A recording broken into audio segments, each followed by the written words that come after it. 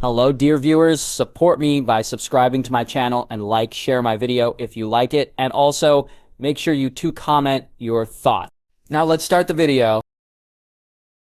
The skinny little girl with brown hair, gray eyes, and a long face sat at the bottom of the stairwell to the ruined tower. All 5 towers were immense, taller than the highest buildings at Winterfell. Everything at Harrenhal had decayed.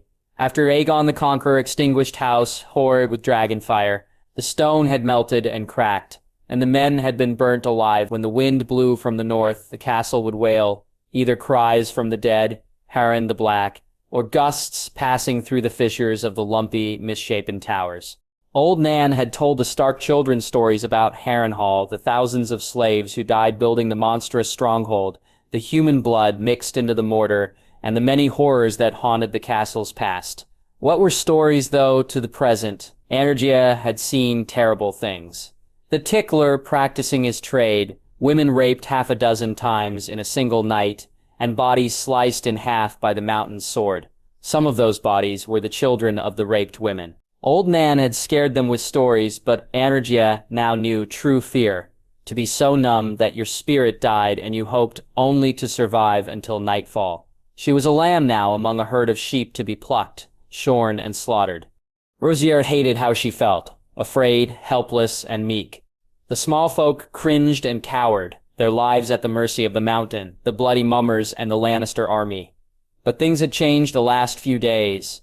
Fear had spread through the castle. It had passed through the massive gatehouse, into the kitchens and the bathhouse, through the barracks and the Hall of 100 Hearths, and steadily up the towers. At the war councils, she could see and hear flickers of doubt among the commanders. On the battlements, in the courtyards and the stables, the knights and men at arms were nervous and wary, and everyone at Harrenhal, the prisoners, servants, soldiers, and lords, could sense the battle looming on the horizon. Aery, the plump boy with straw-colored hair and big, slow eyes, scampered into the room. He was followed by an older lad on the verge of manhood, whose thick, knotted muscles showed through the leather apron. "Don't call me that. My name here is Nan." Arya hissed. Hot Pie stopped and smiled sheepishly. "Okay, Aery."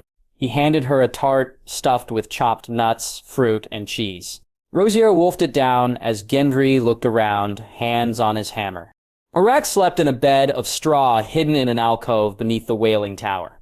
It was far from the Kingspire Tower and her duties as Tywin Lannister's cupbearer, but the constant shriek of the wind drove others away. The smithy and the kitchen were close, so after dinner there were a few moments left to speak to friends and share news. They met near an abandoned granary with a maze of tunnels offering crannies and crevices to hide. Araxley had lost Needle, so she relied on the shadows to save her from beatings and worse. "The Mountain left this evening. He went north with 200 men," Gendry said. The servants whispered a great deal about the Old Line's plans. Some said he would go south to Highgarden. Others that the Lannisters would march west again to ravage Pink Maiden and Acorn Hall, and still others believed Lord Tywin would repair Harrenhal to form a new seat for House Lannister to rule the Riverlands. Arya doubted the last very much. The Wents had only used the lower thirds of 2 of the 5 towers, and the rest had fallen into complete decay. "I heard that the Bloody Wolf cut out Stafford Lannister's heart, roasted it in a fire, and fed it to his dire wolf," Hot Pie squeaked. "That's stupid. Wolves eat meat raw. Why would the heart be roasted?" Arya glared. "They say that Jon Snow starved the women and children at the Golden Tooth until the Westerlord surrendered, that he threatened to return prisoners in pieces, hands and feet first, and swore to kill everyone if the castle was besieged." Gendry said. Rhaegar shrugged. "Good. I hope they all die." Gendry looked at her carefully. "What do you think the Northmen will do if they capture the castle?"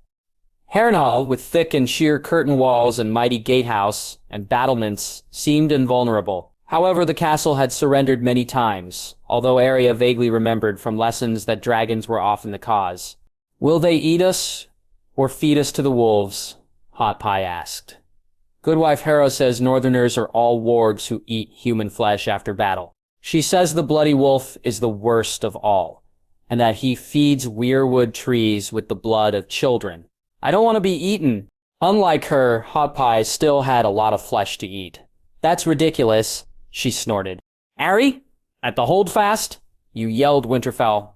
when we were fighting on the wall, Hot Pie said. I never did, Arya yelled. That's a lie. The plump boy quivered, as if he thought Arya would turn into a wolf and eat him. Gendry took him by the arm to stop his shaking. Hot Pie is just scared. He is worried that the Northern Army will attack when the Lannisters leave. Gendry said, How can anyone be worse than the Lannisters? Arya snapped. If they think we betrayed the Riverlands by serving the Lannisters, they could chop our heads off and mount them on spikes as a warning to traitors. Gendry said, We were forced to serve the Lannisters, Arya said. They won't know that. If the fighting is hard and bloody, the Northmen could put the entire castle to the sword, Gendry said. That's not true, Arya thought. Jon and Robb would never do that, but knights protected the innocent only in Sansa's stories. Sir Gregor Clegane proved that was a lie. She bit her lip. Would anyone believe a serving girl claiming to be Arya Stark? She did not know many Stark bannermen, and even less the houses pledged to the Tullys. If she could get a message to her brothers, but how could she? There were 3 maesters at Harrenhal, but Lord Tywin watched their ravens with great care, especially since the tooth. I don't want to leave Harrenhal. There's hot bread here, and oatcakes, and I can steal a bite of the honeyed rabbits off the spit. I don't want to eat worms in the forest, Hot Pie blubbered. If we get caught in a siege, there will be nothing to eat. The Lannisters are getting ready to ride. Today, they brought 100 horses for us to shoe. I saw squires polishing saddles and Tuffleberry ordering servants to load casks and barrels of drink and food onto wagons. It won't be long before the army departs, Gendry said. They will leave men to guard the castle, though, Hot Pie said. Not many. The Northmen sacked the Golden Tooth even with a full garrison. Harrenhal is 200 miles from Riverrun. We don't want to be in the castle if it is attacked, Gendry said. Where would we go? We ran around like fools and got captured by the Mountain's men. They will kill us if that happens again, Arya said. Gendry had a stubborn look on his face. He looks more like a mule than a bull, Yakia thought. We are 40 miles from Harroway. When the Lannisters march, the roads will be full of people. We can pretend to be part of the army or small folk running from any battle. There's an inn at the crossroads. Inns have kitchens and forges for horseshoes. We could all work there, and there would be food and a place to sleep, he said. All right, but how do we get out? There are 2 gates west and east, and guards watching a dozen murder holes on each side, Arya said. There is a postern gate near the Tower of Ghosts, and only a few men there. If we could sneak out at night or create a distraction, Gendry said. Arya chewed her lip. Jack and Fracker promised 3 lives for the 3 deaths stolen from the Red God. He was a Lannister soldier now and could escort them through the gate or kill the guards. My brothers are more wolf than man, and so am I. I have the wolf blood just like the young wolf or the white wolf. I know a way. She was done with being afraid. Jon relaxed as the red sandstone walls of Riverrun appeared in the distance. The 5 days' ride back had been uneventful, but he would not rest until the food and supplies were held securely at the Tully Castle. Hundreds of wagons made the trek from the Golden Tooth to Riverrun, laden with grain, nuts, dried meat, fish, and ale. Castark and Umbermen drove thousands of cattle back, and the cows had eaten bare the grass next to the river road. In 4 years at the Citadel, Jon read all the scrolls he could find on war in Westeros. Aegon's Conquest, the Dornish Wars, the Rebellion of the Faith Militant, the Dance of the Dragons, and Robert's Rebellion. The maesters paid great attention to plots, schemes, and treachery. There were tales of brave knights, good queens, wise kings, and vile villains. Jon thought those writings, so clearly biased to the winners, neglected the importance of food and supplies. Battles, campaigns, and even wars turned on very small things. And the care and feeding of soldiers mattered. An army marched on its stomach.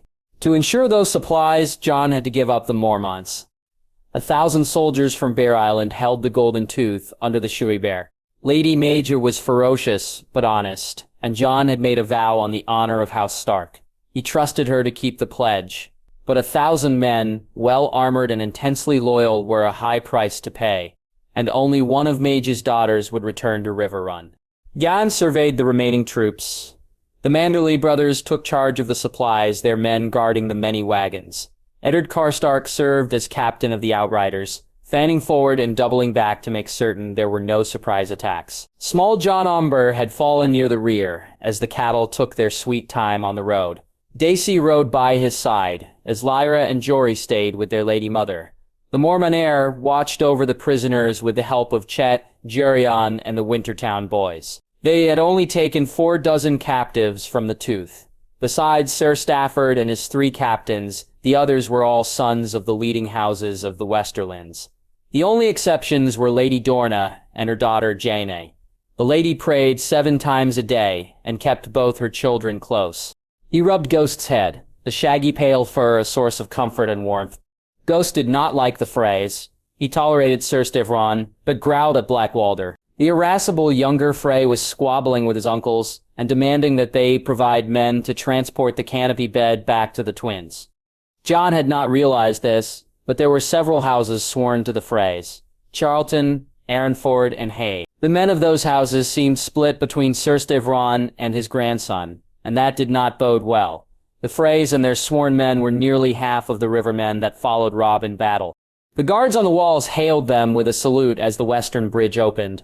As Jon dismounted, Edmure, Tully, and Jason Mallister walked out to greet him with worried faces. Jon gave orders to escort the prisoners to the Maiden Vault and walked into Riverrun. The brown-haired man looked down at the table, his eyes not meeting his uncle's glare. His pose made Dane Smallister, Lord Jason's nephew, look even more guilty. "Tell him, sir, what happened?" Edmure Tully said. "We were drinking apple wine and paid a visit to the miller's daughter. Her father came home and chased us away from his house. We had finished our skins of wine and hadn't managed to satisfy ourselves, so we went to the brothel in the village. And there," Dnat said. "Lord Snow does not need to know the details of your debauchery," Jason said in an icy tone. "I think Greyjoy put something in my drink. When I woke, my head was throbbing. He disappeared and took the scroll from my saddlebags." Denys hung his head in shame. "Why we drug you, sire? And what is this scroll?" Jon said. Lord Mallister answered the question. "Seaguard was built to protect from ironborn attacks, but we are also sailors. When he becomes a man grown, a Mallister takes passage to explore other ports. Lannisport, Old Town, King's Landing, Gulltown. My grandfather, Jarek Mallister, sailed as far as Volantis. My lady wife gave Danis a name, day gift of a scroll with passage on the Myram, a cog out of Old Town. So you told Dylan Greyjoy about this scroll, and he stole it while you were drunk?" Dens nodded to Jon's question. "But why have you not sent a raven to Seaguard?" Jon asked. "We have. The Myram left port 2 days ago," Edmure said. "My nephew only told me 3 days after. It took him 2 days to recover from his stupor, and another to realize that Greyjoy was a thief," the elder Mallister said. "Who else knows?" Jon asked. "We have not told anyone, Snow, but Greyjoy has been gone for a week," Edmure said. Jon clasped his hands together in thought. It was a 3-day ride to Seaguard, and 400 miles from there to Pike.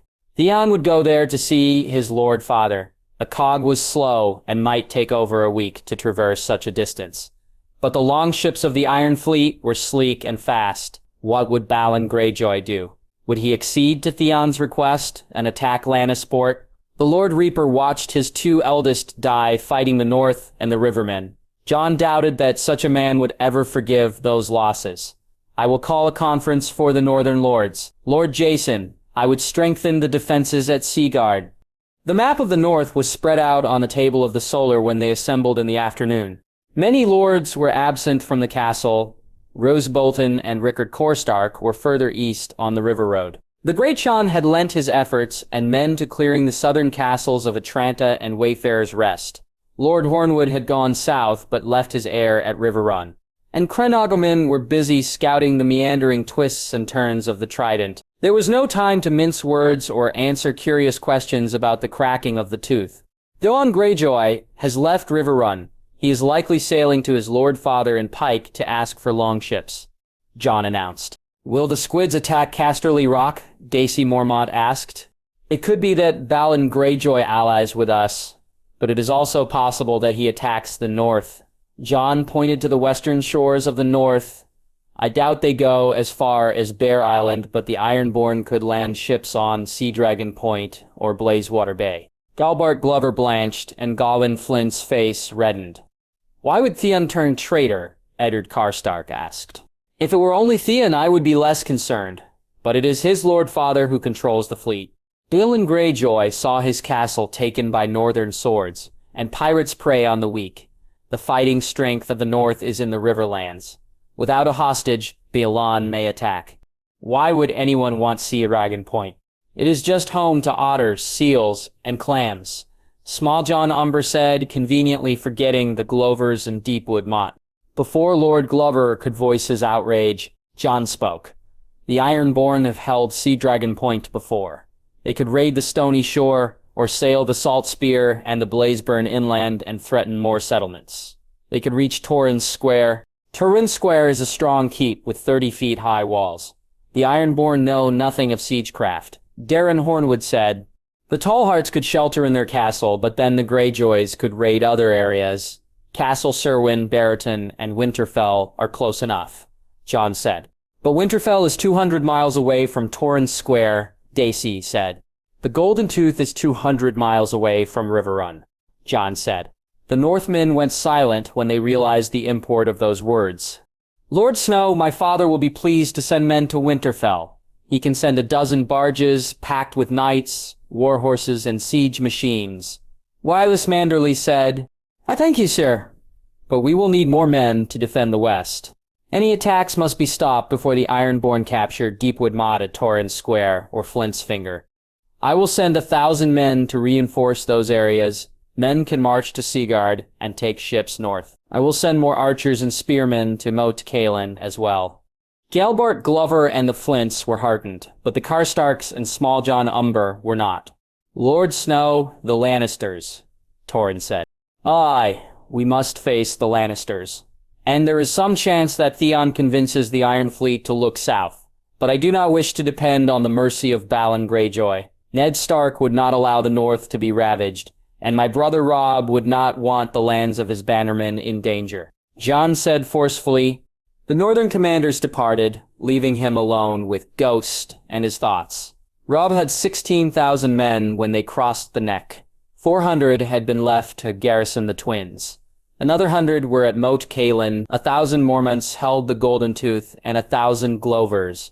Flints and Serwyns were headed north.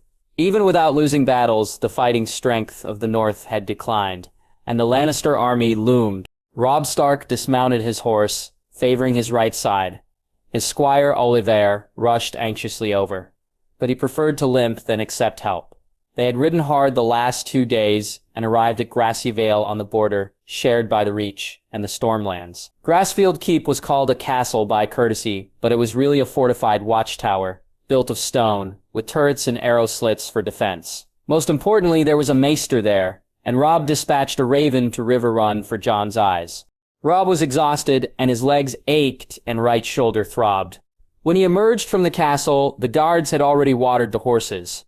"There are 2 hours more of light. If we ride now and all day tomorrow, we may be able to," Robb said. Talisa stomped over, hands on her hips. "Don't be an idiot. You are pushing yourself too hard. My lady, you cannot speak to the Lord of Winterfell like that," Olivar said, scandalized. "Fine, don't be an idiot, Lord Robb," Talisa said.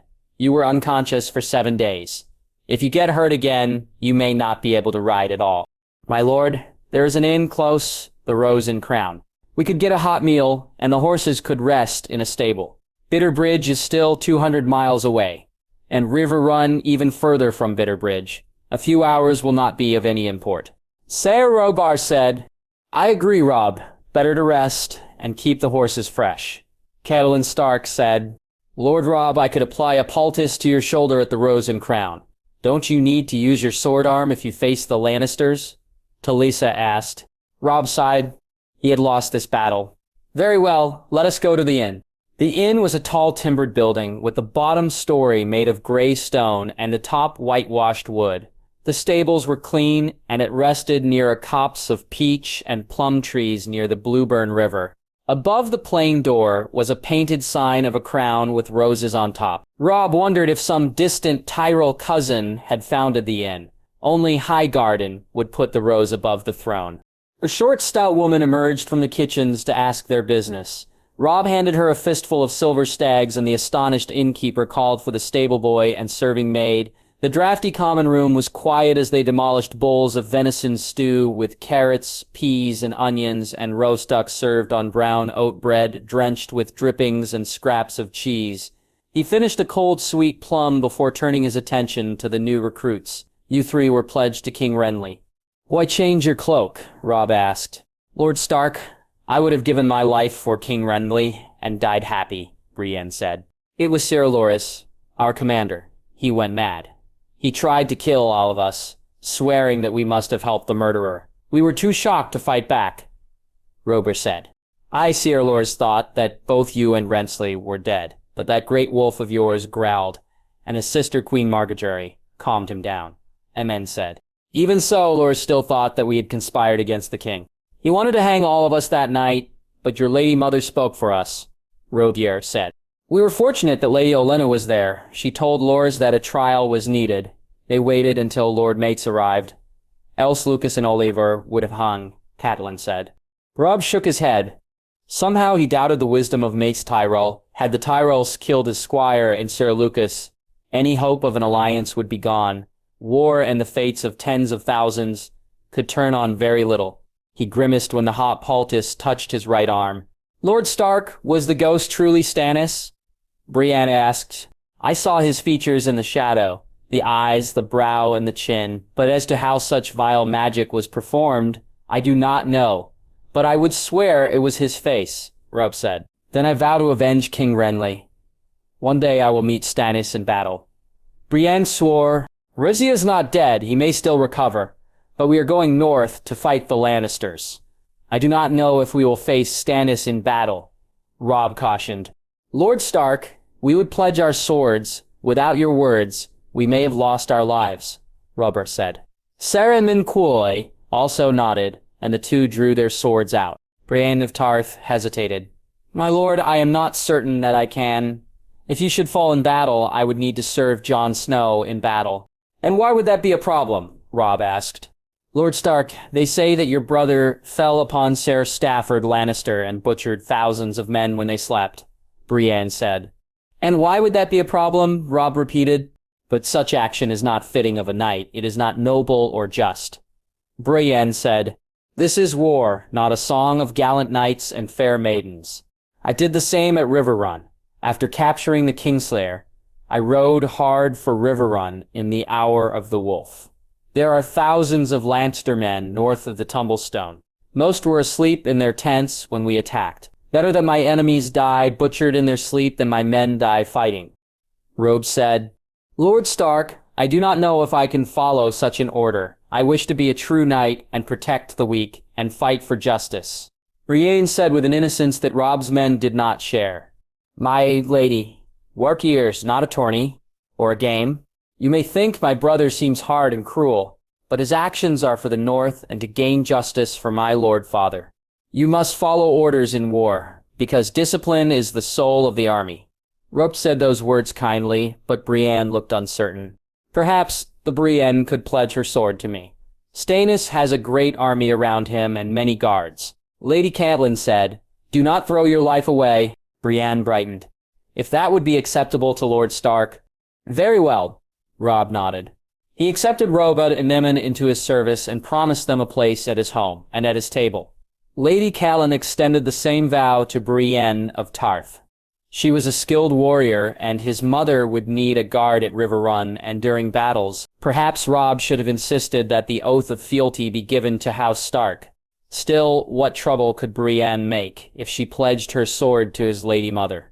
Tyrion hurried forward when he heard the sounds of laughter ahead.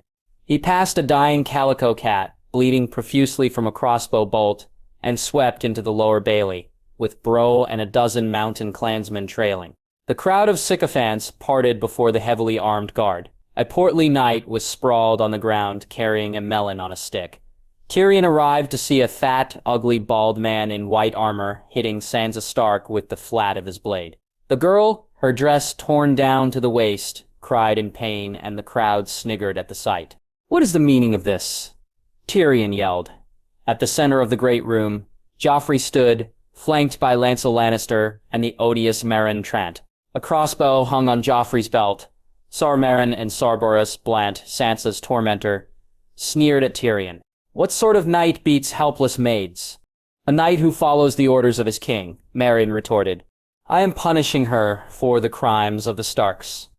Joffrey announced, she has nothing to do with the battles. The young wolf captured Sir Jaime, and the white wolf took the golden tooth. If they were here, you would not be punishing anyone. Tyrion said. Bronn and the guards fanned out, hands on their weapons as they stared down Joffrey's guards. Two huge mountain clansmen stepped forward, and Sandor Clegane took advantage of the confusion to offer Sansa a dark cloak. Impid, the king gave orders to punish the girl, and you cannot threaten the king. Meryn said, stepping forward to grab Sansa. Ser Boros lifted his sword to strike Sansa's thighs. Tyrion smiled. I cannot hurt the king. His men, however, have no such protection. Shagga, a massive hairy clansman with an overpowering stench, slammed the back of a hand into Ser Boros's rotund belly. Even protected by plate mail, the king's guard keeled over in pain. Shagga then clubbed the head with a dirty left fist, and Boros fell splat on the ground, his armor clanging loudly. Bronn had already placed the tip of a longsword at Ser Meryn's neck. Kings cannot be beaten, but whipping boys can be. Gabe and Palehair was punished for Aegon the Unhappy's sins before he died from poison as his food tester. Are there any volunteers to be his grace's whipping boy? Care to fill that role, Ser Meryn?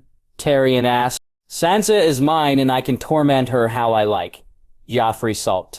Sansa is your betrothed, and if you care nothing about that, she is our only hostage. Since you killed the most valuable one, if you hadn't chopped off Ned Stark's head, this war would have ended with a negotiation. Your uncle Sir Aemon, I'm Lancel's father, Sir Kevan, would be free. As Hand of the King, I am taking charge of Lady Sansa, Tyrion said. A short, hideous woman darted out and took Sansa's hand. Even without her scarred, bony face and the double necklace of human ears, Chell of the Black Ears would have been ugly. The clansmen were too savage to have any fear of Samuraites or Joffrey. Tyrion turned to leave. I am the king. The king can do as he likes. I can punish anyone I wish in the Seven Kingdoms. Joffrey yelled. Tyrion could not hold his tongue at his nephew's petulance. Tell that to my lord father, or Robb Stark, or Jon Snow. I doubt that any of the three will tremble at your words. Tyrion and his entourage escorted the dazed Sansa back to the Tower of the Hand. The battlements, halls, and doors of the tower bristled with hundreds of sellswords and even more clansmen. The mercenaries followed Bronn while the mountain men looked to Shagga, Timett, and Chella. Servant women and a ginger-haired maester rushed to attend the girl's bruises and wounds. They took her away to the bedroom wing. Lady Sansa will stay here for her safety. She is not to leave the tower for any reason, Tyrion said to the many sets of guards in the room. Bronn nodded. Good. We need her as a hostage if the Northmen attack King's Landing. Tyrion scoffed. The Northern Army is 500 miles away, and they have my father and the Lannister army to contend with. Didn't save the people at the Tooth. That was 200 miles away and well defended, Bronn said. The sellswords in the room nodded in agreement. Shagga, son of Dolph, does not fear this Jon Snow. Wolfman will face my axes. The giant hairy warrior kissed the crescent blades of the black steel battle axes. Tyrion doubted that was sanitary. Then again, Shagga's lips were also filthy. You can face him first. After he captures your men, he will chop off their hands, feet, ears, and cocks. He might feed them to you and not the goats. Bronn japed. I don't have no cock, Chella crowed. Tyrion shuddered. He certainly didn't plan to investigate that statement. The bloody wolf will find something else to chop off, Bronn said to the suddenly thoughtful mountain men and women. Tyrion shook his head. He had no time for this. He had a meeting of the small council soon. The afternoon light passed through the three large arched windows of the private audience chamber. The solar was not as large as the royal chamber, but well furnished with wall hangings, wax candles, and Mirish rugs. An Assolsi water clock, with water dripping down a shallow metal cylinder, measured the time, and a golden stag and lion would emerge on each hour. Tyrion stopped writing the letter to Doran Martell, the Prince of Dorne. One of the three seated at the long cherry table was likely a spy for his sister Cersei. The small council was down to 10 members besides the Hand. Jaime, the Lord Commander of the Kingsguard, was imprisoned at Riverrun. Stannis and Renly, the Master of Ships and Laws respectively, had rebelled against the Iron Throne. Tyrion would have gladly filled those posts, but Stannis had taken the Royal Navy and none of the other regions cared about the King's laws. Tyrion waddled over to his seat to join Grand Maester Pycelle, Lord Varys, and Lord Baelish. Bronn watched his back, and 24 more guards stood near with weapons ready. Trays of grapes, pecans, cheese, and crackers were untouched. Varys and Baelish drank mint tea while Pycelle had a cup of iced honey milk. Tyrion poured himself a large goblet of Dornish red and heard a loud commotion as a woman ordered his men to step aside. "My sweet sister," he thought, and quaffed the wine. "Where is that red-haired tart?" "Joffrey says that you took her from Maegor's holdfast," Cersei demanded. 4 knights in gold plate armor entered the room with his sister. "The Lady Sansa is here in the Tower of the Hand. Your son ordered his Kingsguard to beat her bloody in front of the entire court," Tyrion replied. "Joffrey is only angry about Oxcross and the Tooth. He would not harm her too much. I told him that he should put a babe into her belly," Cersei said. Tyrion almost spat out his wine. "Lady Sansa has not yet flowered, and they are betrothed, not married." "What good would a bastard do for the throne?" he said. "Joffrey can legitimize a bastard. The throne can claim the North through the babe. If father kills Robb Stark, then Sansa's child inherits Winterfell." Cersei said with a smile, "The plot was ambitious, rash, and likely to blow up badly. A Stark child with Joffrey as father had a very good claim to the Iron Throne. The North would never accept Joffrey's bastard as warden, but they might push for that babe to become the king. But then again, his sister never thought of such things. Lady Sansa is our only hostage. As hand, I refuse to let her be harmed. We may need her for any negotiation with the North," Tyrion said. "And what negotiation will that be? Will it occur before or after the wolves clash with Lord Tywin's army in the Riverlands?" Petyr Baelish said with a mocking grin. Varys giggled. "Men say that Jon Snow will not even need to attack the Lannisters, that he marches south to sack King's Landing while Lord Tywin licks his wounds back west." Varys flapped his hands like the wings of a fat, bald, and perfumed bird. "The puppeteers dub him the Winged Wolf. I have not known a man could be part wolf, part raven, and all sorcerer. They say he will bewitch the guards to open the gates and bathe the city in blood. I want those puppet players killed and their heads on spikes, and the audience to be blinded in one eye. How dare they spread these traitorous tales?" Cersei fumed.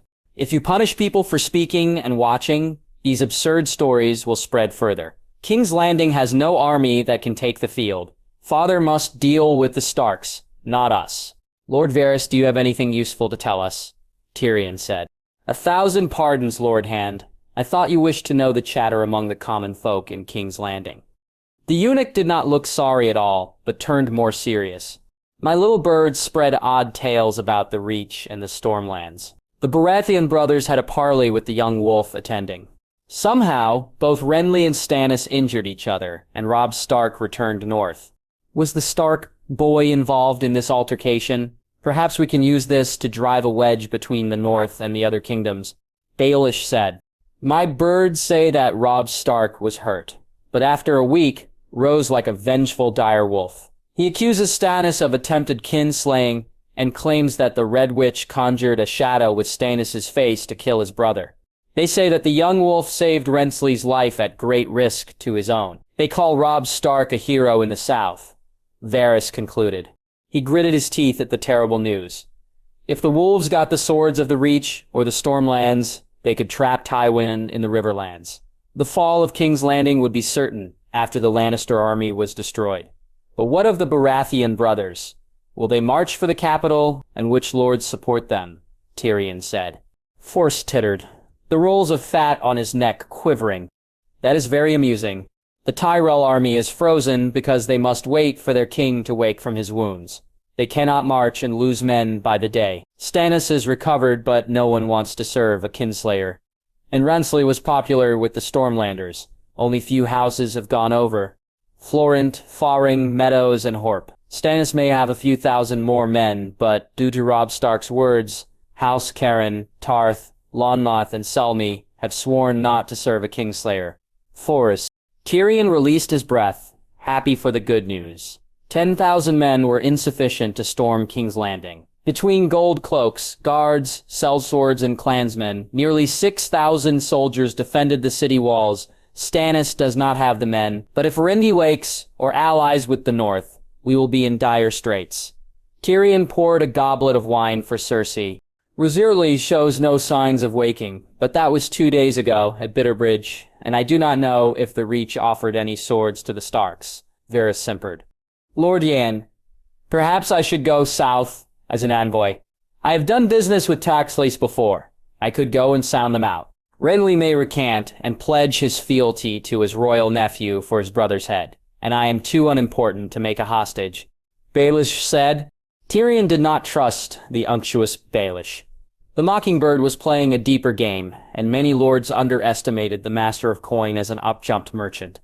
That said, the throne needed any allies they could get. After all, he was offering Myrcella to buy off the Martells. Tyrion hid his face with the silver goblet. If Baelish was out of King's Landing, he could send Bronn and Podrick to inspect the brothels and uncover any secrets. Baelish's men would be easier to interrogate if their paymaster was 300 miles away. Very well, Lord Betrayal. The Crown thanks you for your loyalty. If you convince the Tyrells to support King Joffrey, you will be handsomely rewarded. Everyone in the small council smiled and pretended to be friends. They all had their secret plots. Tyrion thought he hoped that none of them involved killing the Hand. He finished the wine and reached for another bottle of wine. The letter to Dorne could wait. The Tyrells assembled at Bitterbridge, the mood somber. Tents, banners, wagons, and siege machines littered the Rose Road, but this time there were no jugglers, mummers, or singers. Roserly had been placed in the Lord Caswell's bedchamber, watched over by a team of masters. Willis and Garland sat with Margaery as Lady Olenna eyed her son with annoyance. An elegant lady with long silver hair returned to the solar. Mother, have the maesters seen any change? Margaery asked. Lady Allery shook her head. Archmaester Ambrosier says he cannot detect any response. He doubts that King Renly will wake up soon.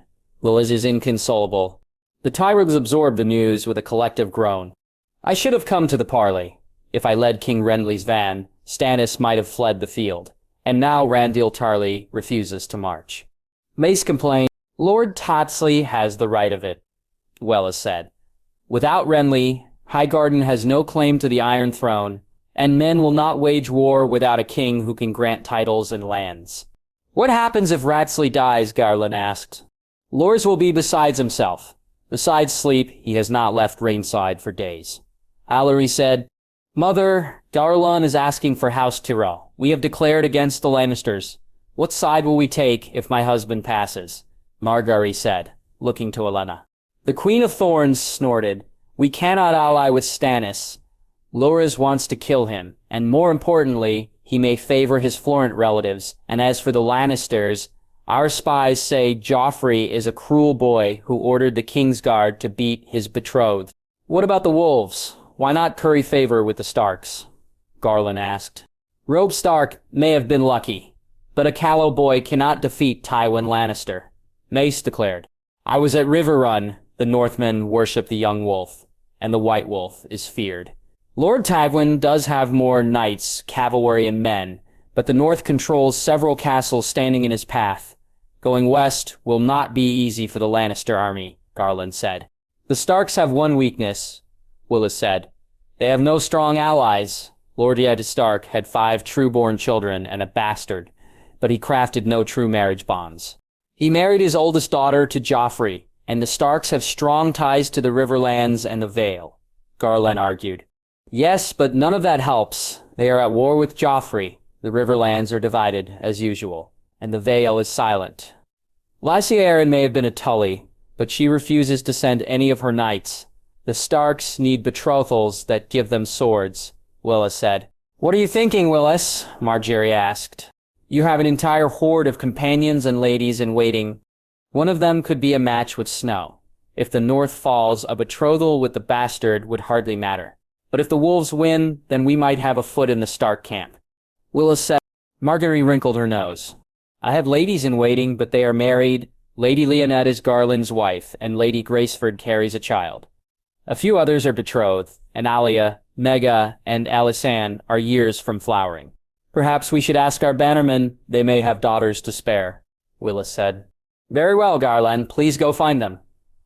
Olenna ordered. Sir Garland returned minutes later with Jon Fossaway, Mathis Rowan, and Baelor Hightower.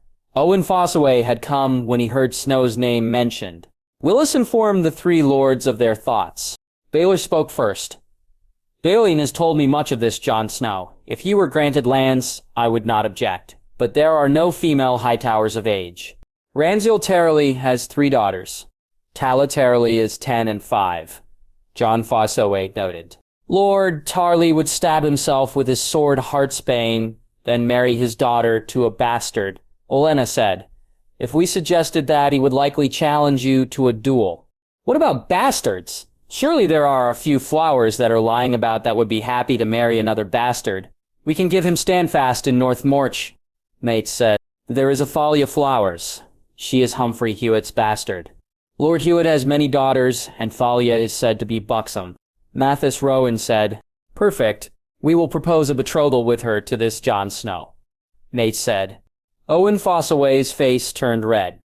Thalia Flowers is an empty-headed twit. Offering her to Jon Snow would be an insult.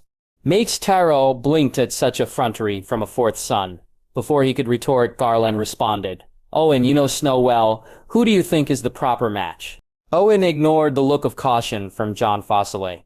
You should offer her. To the shock of many in the room, he pointed to Margaery Tyrell.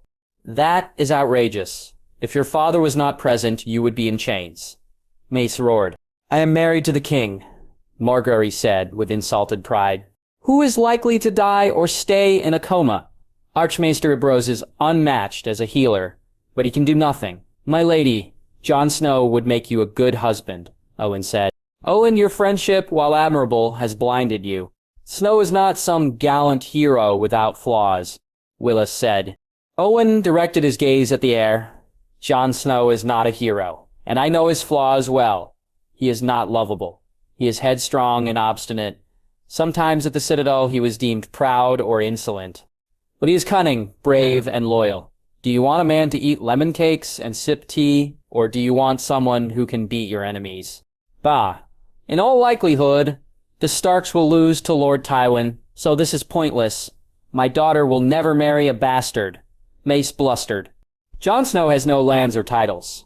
So cleverness aside, the hand of my granddaughter is far too great a prize. Olenna said, His brother is Lord of Winterfell, and he has proven his worth in battle. If he married Margaery, he would make Highgarden strong. Owen's. The appeal to the Tyrells fell flat. They focused not on their family lands, but on the Iron Throne. I am not the Rose of Highgarden. I am a queen. I wish to stay a queen and rule over the 7 kingdoms, Margaery said, ending the discussion. The chastised Fossaways left, as did Lord Rowan and a thoughtful Baelor Hightower. In the Solar, Mace railed against green boys who thought better than wiser, more experienced elders. The Queen of Thrones agreed wholeheartedly, staring at her oblivious son. All thoughts of a marriage offer were forgotten in the ensuing rant, and the trays of lemon tarts and honey fingers. Jon had no idea that his marriage prospects were discussed 400 miles away. He was focused on more immediate matters. Hoster Blackwood fed corn to the dozen ravens that had arrived that morning. Letters from Deepwood Motte, Torrhen Square, White Harbor, and Winterfell detailed their preparations for possible raids. Lady Meg sent news from the Golden Tooth, listing food and supplies delivered by the Westermen. There were messages from Acorn Hall, Stonehenge, and Wayfarer's Rest. Small bands of Lannisters had been detected, but not the entire host. The last letter was dispatched by his brother from Stony Sept, less than 200 miles away. In 3 or 4 days, Robb would return to Riverrun. Jon paced back and forth, looking east over the red and muddy waters of the Trident. Lord Tywin had not attacked in force yet. The Old Lion had sent scouts to probe defenses.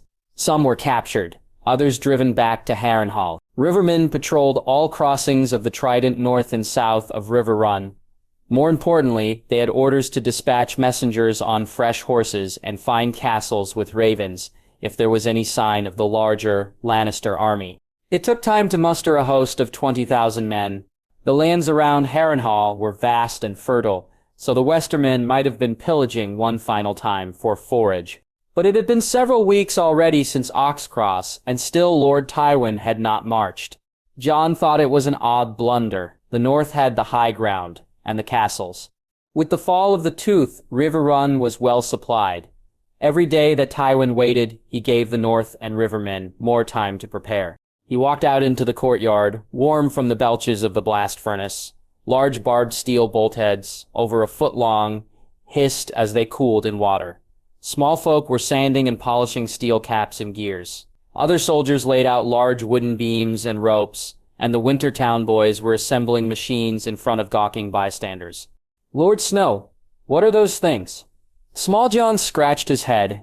On a flat wooden platform, a wooden stand, reinforced with iron, held what seemed to be half of a giant's crossbow, but the weapon did not look complete. Two steel capstans on either side were connected to tightly wound ropes. An arched strut sat at the front to allow the operator to target, and the whole machine used a light but stout steel frame. "I call this a caraballista. We will use them in the battle to come," Jon said. A crowd had gathered as the Karstark boys, the Hornwoods, Small Jon, and Dacey watched the Wintertown boys work on adjusting the steel frames. "I've seen ballista before, but aren't these a bit small?" Eddard asked. The bed of the weapon was waist-high, and the entire device was 4 feet wide. "Aye! But that is why we use steel. If you replace wood with metal, the ballista can be smaller, lighter, and more powerful." He pointed to the giant wooden shafts. "Only 3 men are needed to load and shoot 1 bolt." The small Jane hefted up a finished bolt. The missile was nearly his height, and the small Jane was not small. Both of his hands wrapped about the thick bolt. "This must weigh 30 pounds. Even I, Catapult Umber, would not be able to throw it 100 feet. Jon doubted that any man could throw a 6-foot bolt 50 feet. It is a ballista, not a catapult, and it is much stronger than any crossbow. You turn the metal windlass to twist the torsion springs, and that force in the ropes propels the missile. So the shaft is 6 feet long and the metal barb is several inches wide. Why does the bolt need to be so massive? You can kill a knight with much less, Dacey asked. The caraballista is not designed to kill knights, and the Lannisters will be the first to see it in battle, Jon said. It will be a gift from the north for Lord Tywin. 2 days later, Jon summoned the other commanders back to Riverrun. Roose Bolton and Rickard Karstark marched back on the river road. Great Jon Umber rejoined the Small Jon with Glover and Hornwood men. The Blackfish stayed east, ranging to oversee the scouts. He had sent Martin Rivers and Titus Blackwood to report. Idmir Tully had called his banners, and Jonas Bracken, Lehman Derry, Jason Mallister, Carol Vance, and Clement Piper sat next to their liege lord. Lady Smallwood represented Acorn Hall, and she stayed next to Lady Wen and a few other noble wives. Pockets of frays were scattered through the great hall. The Manderley brothers, Eddard Karstark, Dacey Mormont, and Small Jon Umber had stayed at Riverrun after returning from the Golden Tooth. Martin Rivers rose up to speak. He was a bastard son of Lord Walder Frey, but with a ruddy face and a broad build unlike his pale-faced relatives. The Blackfish considered Martin a talented scout, and he led a dozen outriders near Harrenhal. "We have only seen sellswords going south to the God's Eye. The numbers are small, so likely to be foragers. The heavy cavalry has begun to move. There are small bands of men west and north. And their wagons? Have the Lannisters began to transport their supplies?" Jon asked. "There are lots of wagons, horses, and mules being packed and loaded, but they have yet to move," Martin said, scratching his beard. Roose Bolton spoke in a soft whisper. "I believe we should attack. The Lannisters will be exposed on the fields and farms outside Harrenhal. If we march through the night, we may be able to surprise their forces and scatter their cavalry." "No," Jon said. "Robb will be here in a day's time, and Tywin Lannister needs to come to us. Let the Lannister march and be exhausted before the battle." "Do you plan to hide behind castle walls?" Rickard Karstark sneered.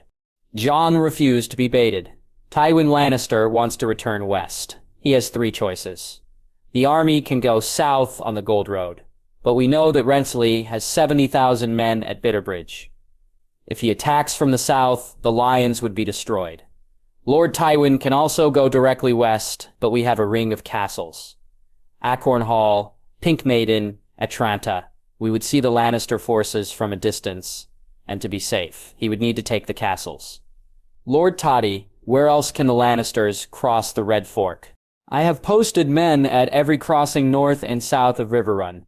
They have orders that if they see an enemy army to destroy the bridges and make them impassable for wagons. There are places, though, where the river can be forded. The Red Fork is not as deep or fast as the Tumblestone. There is a mill half the distance to Pink Maiden, where crossing would be easy, Edmure said. What of the areas upstream here, to the east and north? Jon asked. My men in the Blackwoods guard some of the crossings. But Lord Snow, the easiest place to cross the Trident is at the junction. A few miles from where the rivers meet, there are many bridges and the water is shallow, Jason Mallister said. You don't mean the Ruby Ford? Jon asked. That was where Rosier Targaryen had died in battle with Robert Baratheon. The Ruby Ford is too far east, but just a mile west of Three River Point, the Red Fork can be passed. Lord Shoddy held those lands before he was attainted for supporting the Blackfires, Tydos Blackwood said. But what of the Blue Fork? Is that also passable near there? Jon asked. It can be, but thanks to the heavy rains, the Blue Fork is flooding its banks, and the rising waters have washed out the bridges from Ramsford to the Fair Market. You would have to go far north, nearly 100 miles, to Oldstones, past Blackwood Hall, Tydos said. We will not hide behind walls, Lord Karstark. We will attack the Lannisters when they cross the Trident. That will be when their forces are the most vulnerable. Whether they go west or north, we will give battle when their horse and wagons need to ford the river. Jon said, That is sensible. The west bank of the Trident is higher than the east, and wooded. We can have archers hidden in the forests, Edmure said. We will crush them, like Harrenhal and Torrhen did at the Broken Bridge. Small Jon cried. He was eager to show the Karstark brothers that the Umbers were the true warriors of the North. The Small Jon also could care less what the Freys thought. This battle will not be so easy, Jon warned. In the encounters so far, we have had the element of surprise. There will be none here, and Lord Tywin has spent years building up his forces. Lannister men wear heavy steel armor, carry the best weapons that Casterly Rock can make, and ride well-trained Asteriors. We will win. The young wolves are unbeaten in the field, Daisy said with a crooked smile. Jon did not share her sentiments. Oxcross and the Tooth had given the North great confidence, but Tywin Lannister was not a dolt like Sir Stafford. He sat with Chet, Clydas, and the other Wintertown boys, speaking about the different methods of fortifications. They looked over the journals that Jon had written at the Citadel, and the pictures of trenches, siege towers, and earthworks. Jon dismissed the crew when he heard a tentative knock at the door. What is it, Tyrion? Jon asked the hesitant boy. It is the prisoners. One of the Lannisters has asked for you. Jerry said in an uncertain voice. Very well, I am done for the night, he said. Ghost accompanied him to the Maiden Vault. The Mormon soldiers had been replaced with a mixture of Winterfell and Tully men. The Stark men wore silver mail, steel caps, and a white tabard decorated with a gray dire wolf. The Tully guards had helms with fish crests and wide-bladed spears. The short square keep was quite crowded now, and all the rooms were full. Jon had emptied most of the dungeons, seeing no need to keep lowborn prisoners. After the capture of the Golden Tooth, the common soldiers were even more eager to agree to a ransom. The highborn prisoners had swelled in number. Jon waited near the fire. It was twilight, and the pinkish glow of the sky was fading. The short stub of a candle dripped wax on the oak table. The Stark guards brought a big blond man into the room. Sir Cavan sat down on the other side, his face a deep grimace. Jon bade the guards to leave. Ghost was more than enough to defend him against a weaponless Lannister. He waited for the man to begin. Snow, you have filled up this keep with squires and captives, Cavan began. Aye, it is a new Casterly Rock. More Lannisters here than the Westerlands, Jon said. My lady wife does not belong here, and Jane should be elsewhere, Cavan said. Have they been treated poorly, sir? I have made it clear to Lord Tully that prisoners are not to be harmed or insulted, Jon said. No, the guards have been respectful and kind to Jamesy. But my wife was the only lady you took, and I would ask that she and my daughter be returned to the Golden Tooth. Jon had underestimated Sir Kevin. You have heard of my vows at the Tooth? Morton told me, he said. You swore that when the war ended, the prisoners will be returned safe and sound. You made no such oath at Riverrun. I believe that you value the honor of House Stark. My wife does not deserve to fear for her life, Kevin said. True, Lady Dorna does not deserve that, but many people do not deserve their fate, Jon said. She is innocent, and my daughter has 3 name days, Kevin said. Rosiers was murdered when she had 3 name days, Jon thought. She was also a child, caught up in a bloody war. Why should I even hear your requests, sir? Why should I care? Kevin marshaled his arguments. I am not without influence. I have several hundred knights, and the ear of my brother, my counsel, carries weight at Casterly Rock and King's Landing. Jon snorted. Please, if Tywin Lannister could take my head, you would not stop him. You could not stop him. You are duty-bound to your house, and they are no friend of the Starks. It is true that my brother wants you dead, but wars do not last forever. It is possible that the wolves and lions fight to the last drop of blood, but also possible that both houses survive. The Starks and Lannisters have lasted thousands of years. I would not betray my family. But if I could do your sisters a kindness or speak for peace in the future, I would. I cannot speak for Tywin, but I would forego revenge. These are not small things, Kevin said.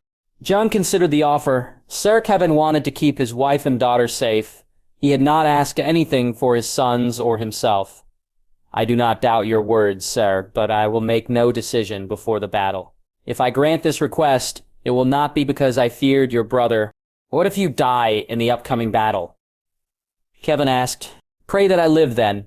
Jon jested and then turned serious. I do not wish harm on Lady Dorna or your daughter. You have my word. And the Starks have always held that an oath will pursue an oath-keeper and oath-breaker to the world's end. Jon ate a simple lunch, taking care that the meat juices did not drip on the parchment. He had no desire to partake in a meal with the many lords and commanders. At his request, the kitchen had placed hot roast beef in onion gravy between 2 thick slices of wheat bread. It was a fine meal washed down with watered-down ale. Harrenhal was closer to the junction of the Trident than Riverrun, but the Northmen had a huge advantage. They could use the river road that ran all the way from Casterly Rock to Riverrun, and finally ended at the inn of the crossroads. The Lannisters would have to march over forests and hills. Even at a tiring pace, it would take the infantry over a week to move 100 miles. Plus, much of the northern forces were already further east. Bolton, Karstark, and Bracken infantry were 3 days' forced march from Three Rivers Point, and Vance and Mallister soldiers patrolled nearby crossings. As soon as the Outriders spotted the Lannister advance, the northern army would move to intercept. Jon heard the sound of cheers in the distance. He forged into the Black Raven.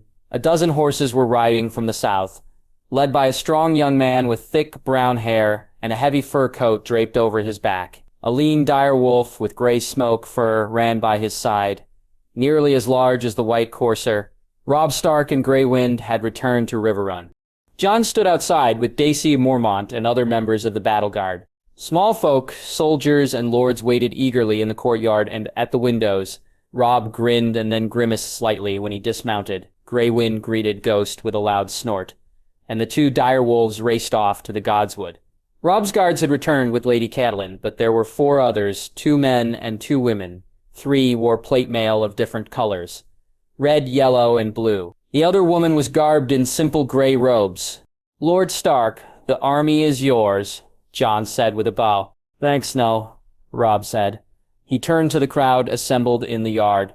My lords, knights, and soldiers, even in the Stormlands, they tell of the great victories at Oxcross and the Golden Tooth. Now it is time for the final battle in the Riverlands. Together we will defeat the Lannister forces and bring Lord Tywin to justice. The cheers lasted for a long time.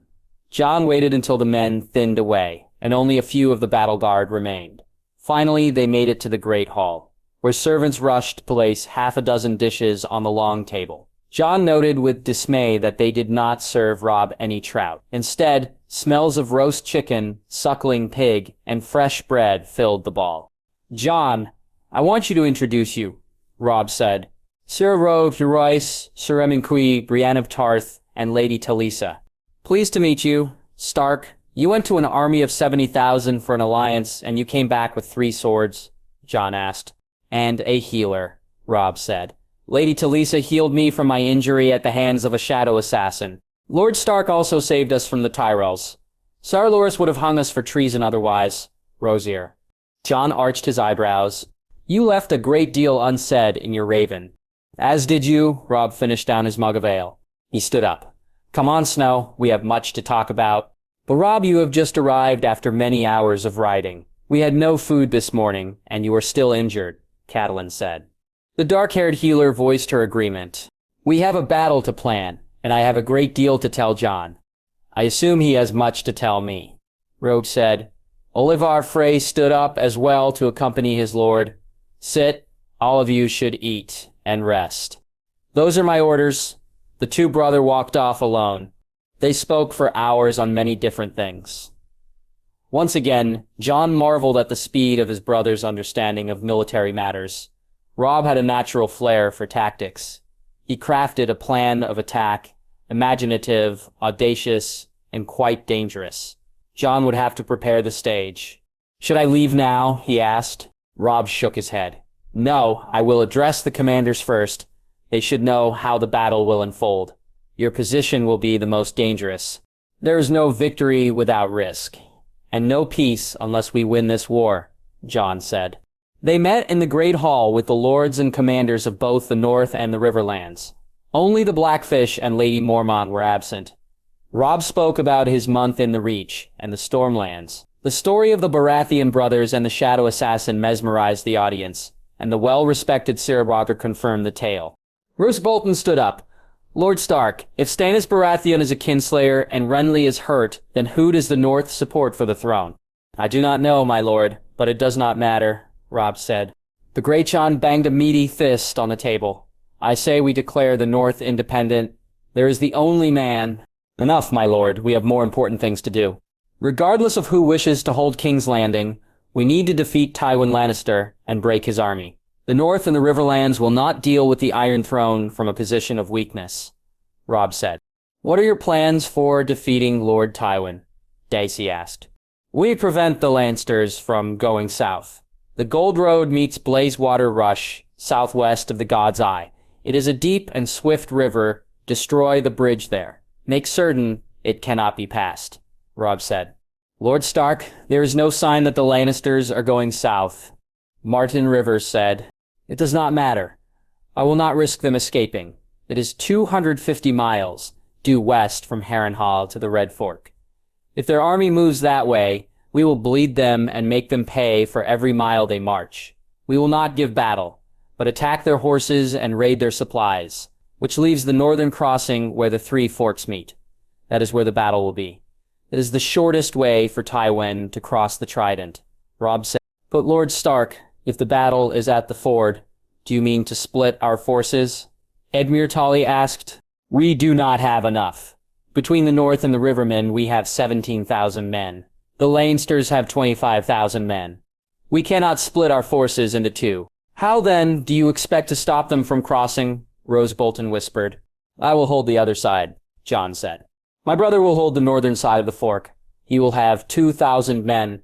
I will command the rest of the army, south of the river, Rev said. 2,000 men cannot hold back an army of 10,000 horse and 15,000 foot, even if they must cross a river. The Lannisters will overrun you. Bolton said, Lord Snow, I will join you. Tywin Lannister burned and pillaged my lands. He will not cross my river, Edmure said. My thanks, Lord Tully. I will need men who can work and build. Our defenses will not just be the river, Jon said. Catapult Umber was eager to join, as were Eddard and his brothers. Mallister and Blackwood men could lend a hand before returning to the main army. Robb would need as many soldiers as he could get to engage the Lannisters. So would Jon.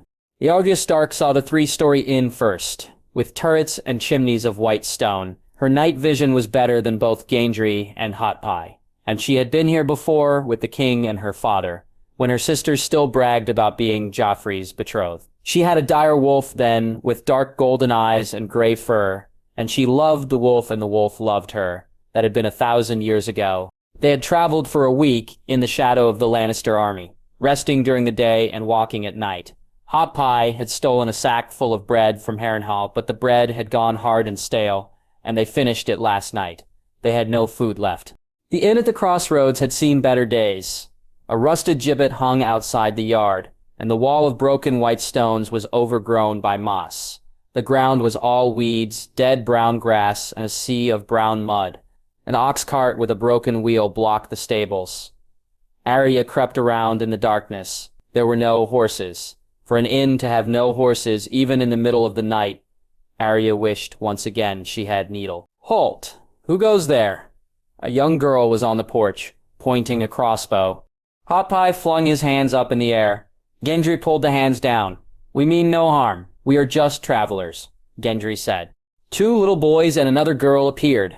They were Rickon's size, but the girl with the crossbow must have been 9 or 10. "Who are you?" the oldest girl demanded. "My name is Gendry. I am a smith. I heard that you had a forge. We could work for our keep." "I am a baker. I can make bread, pies and cakes," Hot Pie shouted. The girl lowered the crossbow. "We have rooms but no food. The Lannisters took all of our flour, ale, butter, and meat. We are running away from them too," Hot Pie said. "Why?" The girl's face turned hard and suspicious as she raised the crossbow again. Hot Pie blubbered again. Arya came out of the shadows and into the moonlight. "Who would not want to run away from the Lannisters? They killed our friend and forced us to work."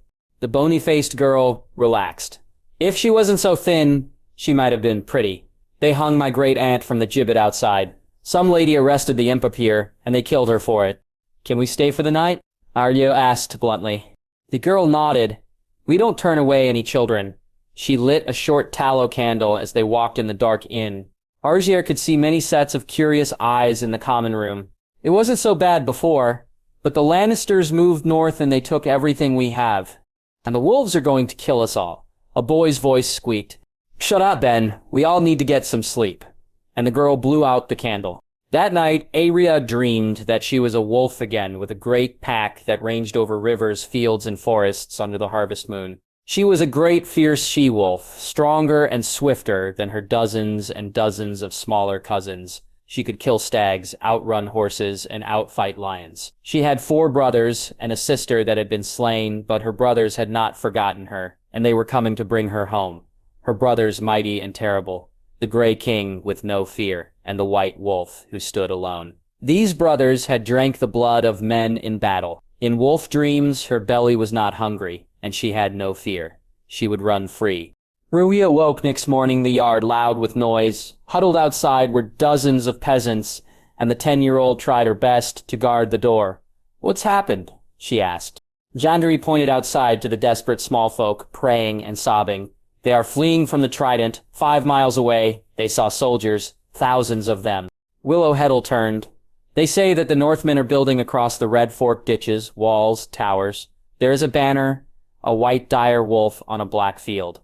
The bloody wolf is here." Even in the afternoon, 6 beeswax candles on the silver and gold candelabra burned in the large red tent. Half a dozen ornate chairs clustered around a walnut wood table, and a tall, broad-shouldered man sat in the finest chair, his pale green eyes focused on letters. Tywin Lannister had paid a fortune for special ravens that could return back to his tent. The masters who attended the birds were kept under strict guard so that messages stayed secure. The tent flaps opened, and 4 men walked in.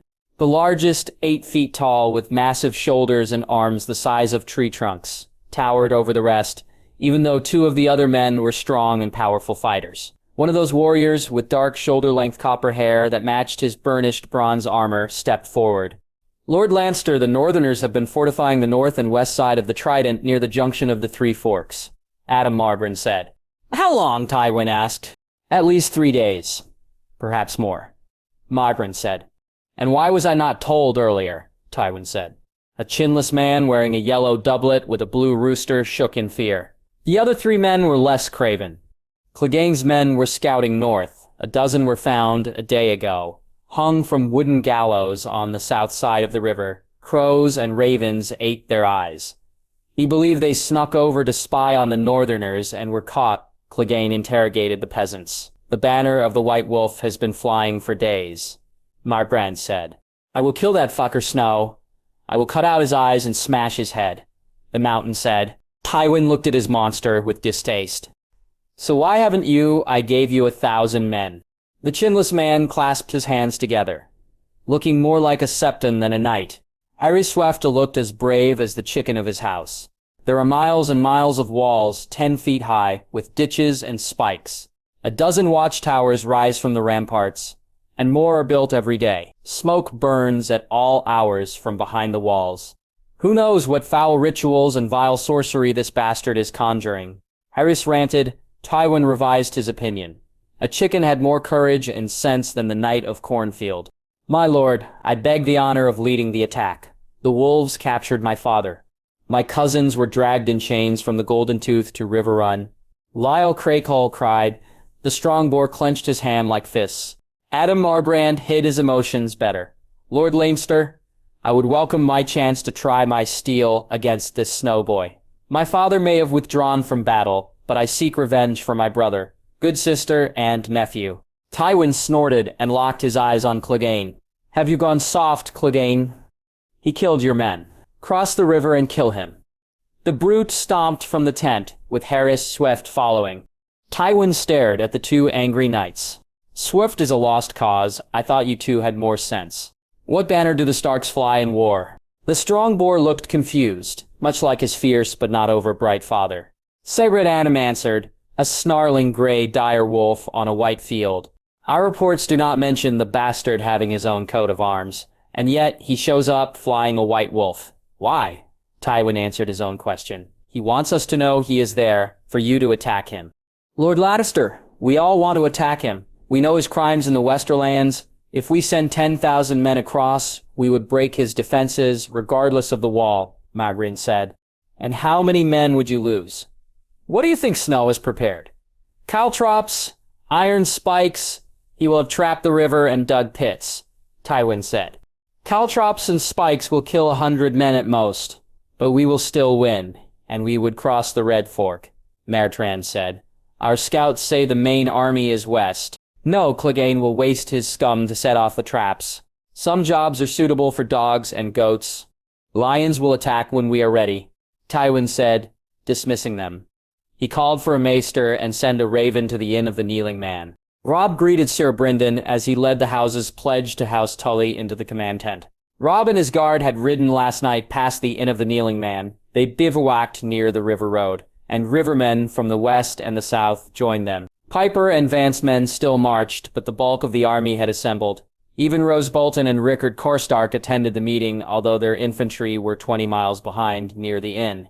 Wendell Manderley and Daisy Mormont stood closest to Robb as he inspected the large map of Riverlands.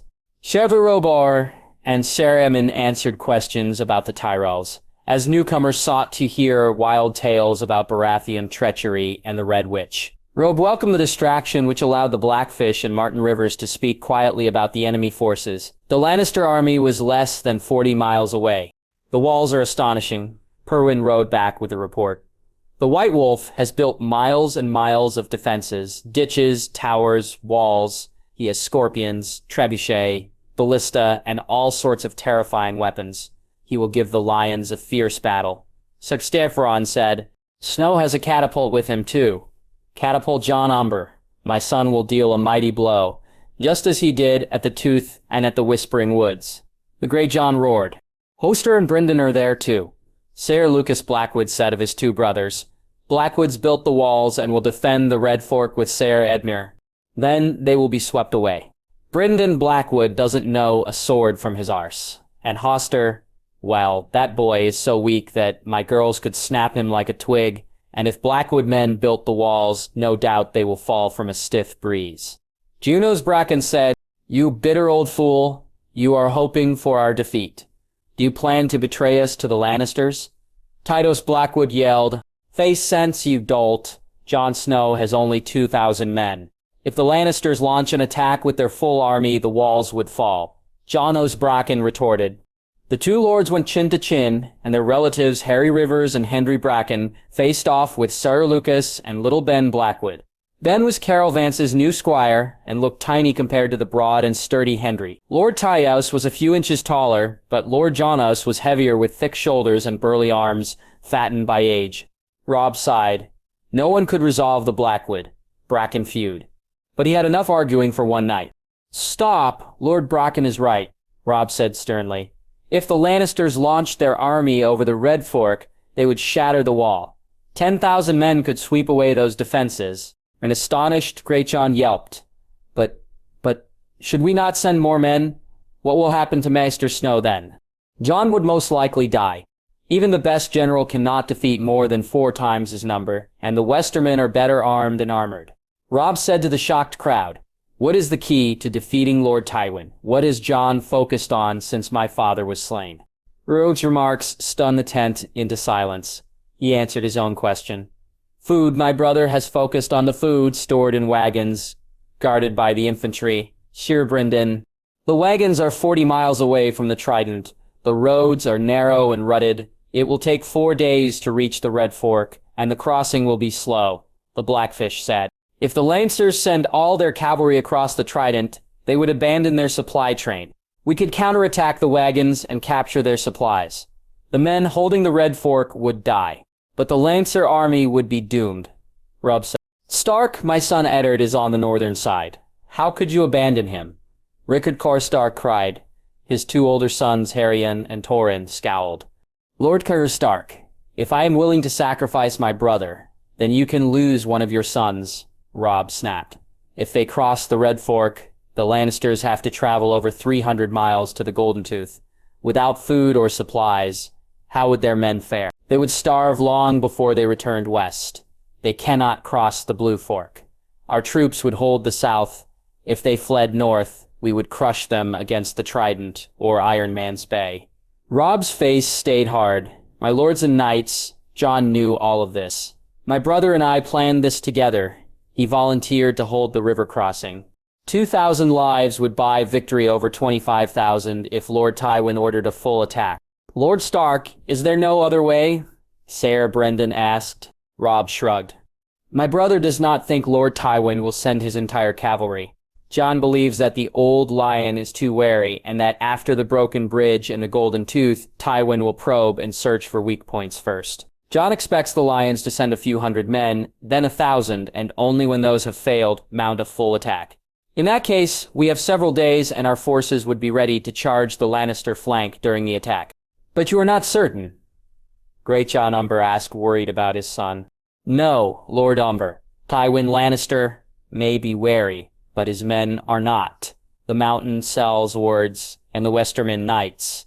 These are not men of caution, but there is a price to be paid in battle, and House Stark has fought wars for 8,000 years, Robb said. In the gloom that fell over the tent, Robb did not notice the shadow of concern that passed over Rose Bolton's face, or the mutterings of Ryman Frey. He thought of his father's words. A lord may love the men he commands, but he cannot be a friend to them. One day he may need to sit in judgment on them, or send them forth to die. My brother Robb thought, I may have sent him to die, but Jon knew. He did not shrink from duty, and Robb would not either. The food had disappeared around the Copper Lake.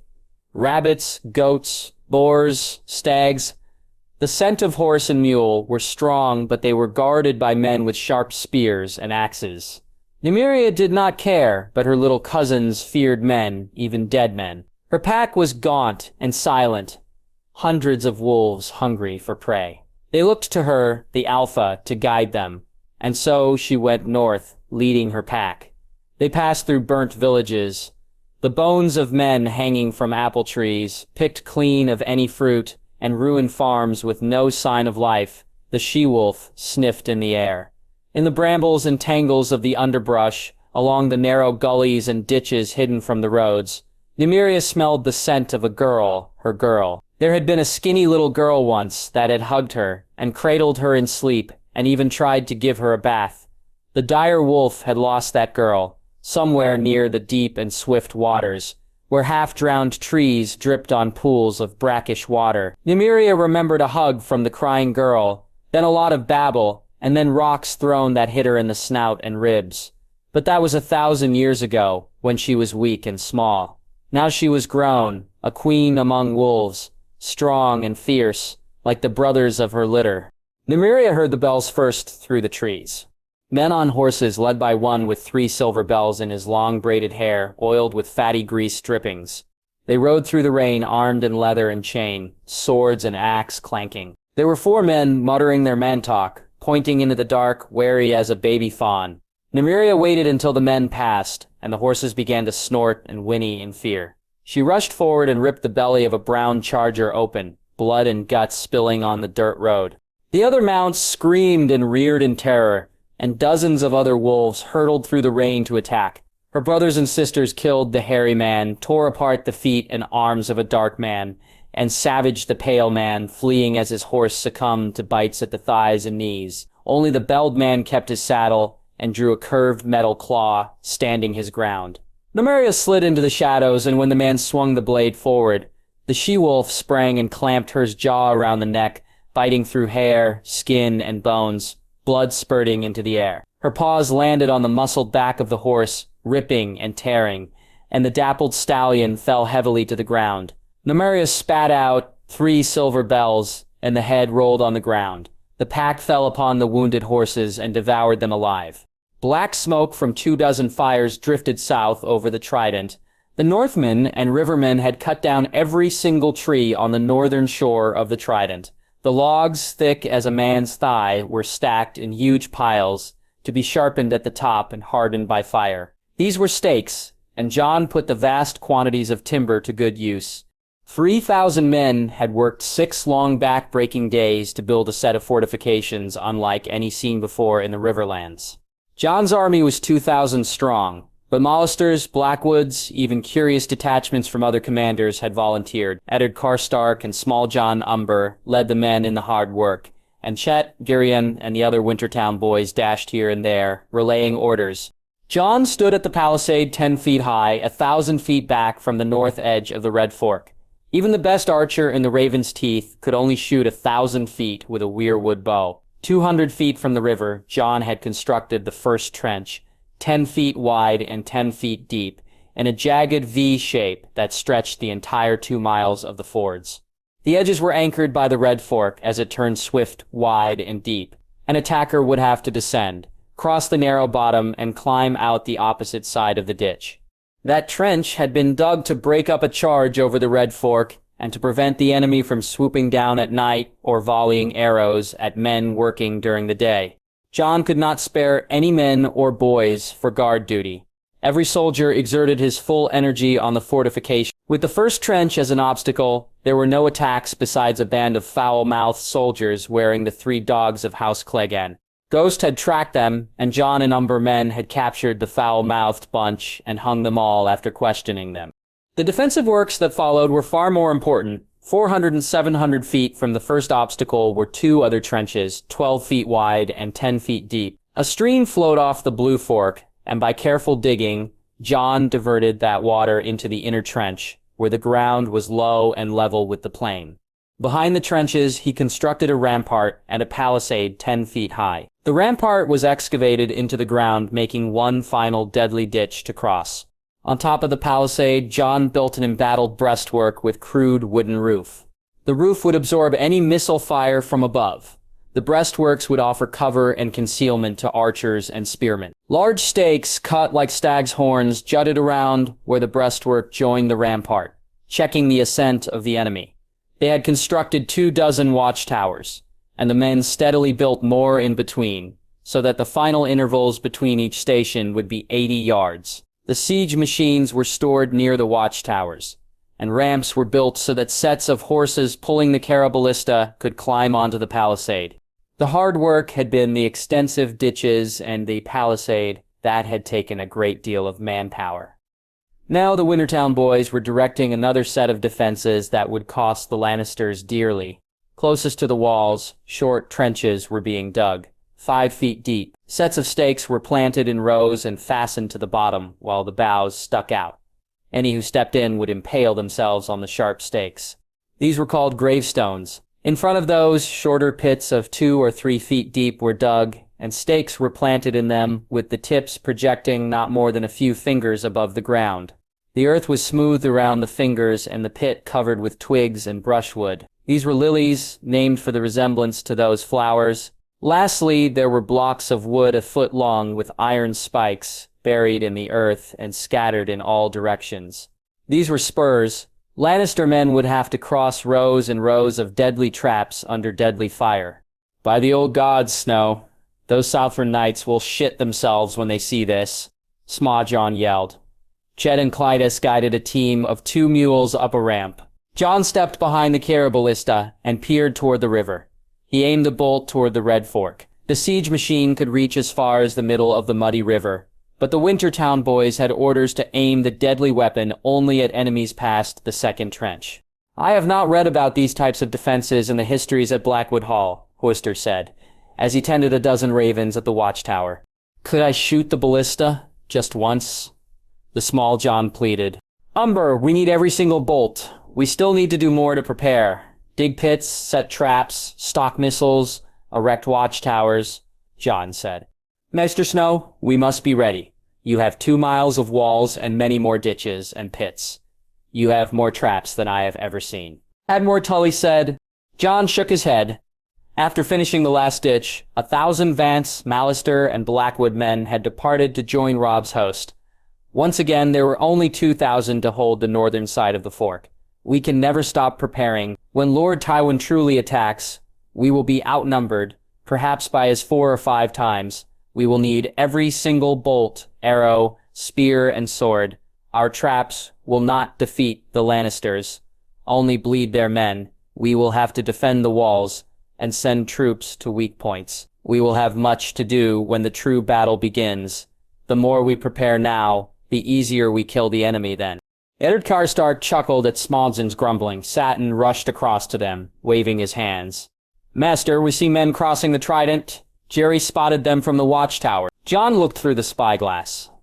A huge man in thick plate rode a giant destrier, his head encased in a full helmet with only slits for eyes. Behind him, dirty, unwashed men-at-arms carried a banner with 3 dogs on a yellow field. It is the Mountain and his thieves, Jon said. Jon blew a war horn. Soldiers working on pits and traps pulled back immediately. Ladders and ramps were dropped down, and men rushed back over the palisade. In a moment, the entirety of his forces were on the walls. Jon continued to gaze through the glass. He made a slight motion to Hoster, who released a raven to fly over the fortifications. Maester Snow, what should we do? Should we fire the siege engines? Edmure asked. I am counting the men, Jon said. Small Jon, you are a good hunter. How many do you see? The Small Jon gazed out from under his hand. More than 500, less than 1,000. No ballista. Let them get closer, Jon said.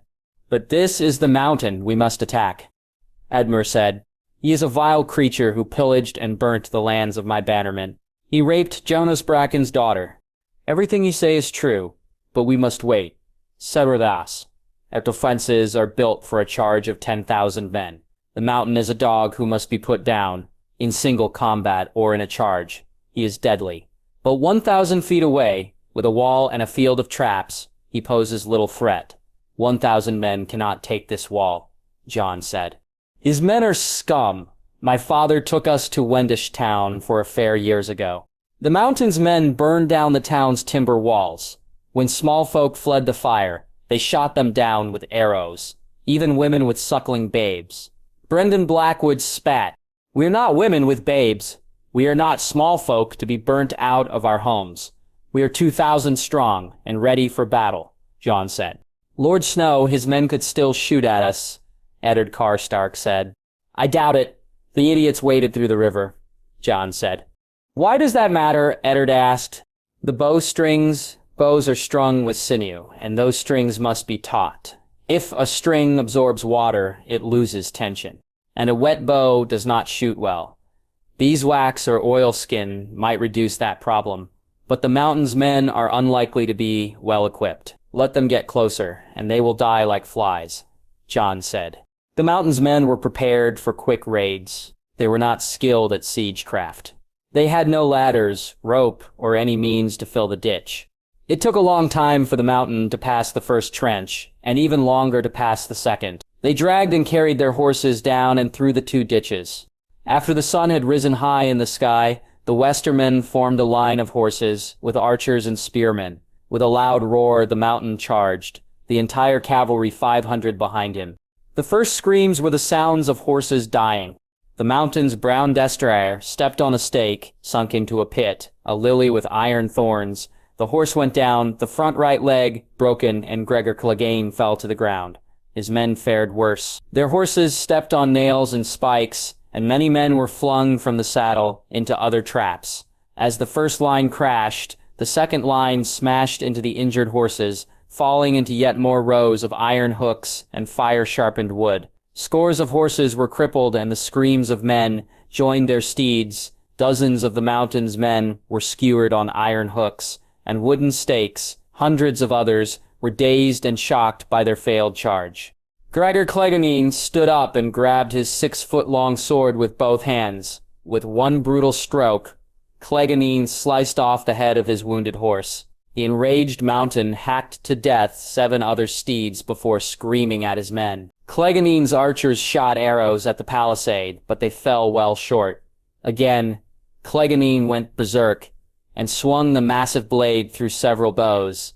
The fearful men around him scattered until order was restored. The men formed a ragtag line and marched toward the wall, still 400 feet away. "Snow, should we do anything?" Admiral Tully asked. Jon's captains were assembled at the center, ready to spread out along the battlements. "We watch, Arya. Never interrupt your enemy when he is making a mistake," Jon replied. And the enemy suffered.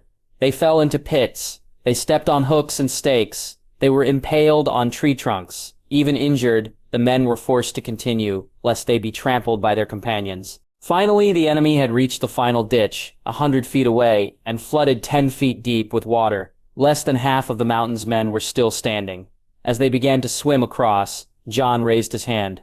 "They are too far still for spears, but if you can shoot a volley of arrows at a massed group or pick them off as they emerge from the water, do so." Jon took out a crossbow, wound the winch, and shot. The bolt pierced a man's eye, and the barbed point passed through the back of the skull. Dozens of men fell as arrows rained down from the wall. Even as they died, the mountain forced his men forward. Incredibly, Clegane managed to get 50 men near the walls. Half a dozen arrows protruded from his thick plate armor. "They say the mountain wears chainmail under the plate armor and boiled leather under the mail," Eabur said. Jon could kill the mountain with one shot of the Caraballista. At point-blank range, the shaft would rip through Clegane's body. Jon wanted that very much, but he needed to save the surprise for the true attack. Clegane was merely a dog. The Caraballista was for the lions.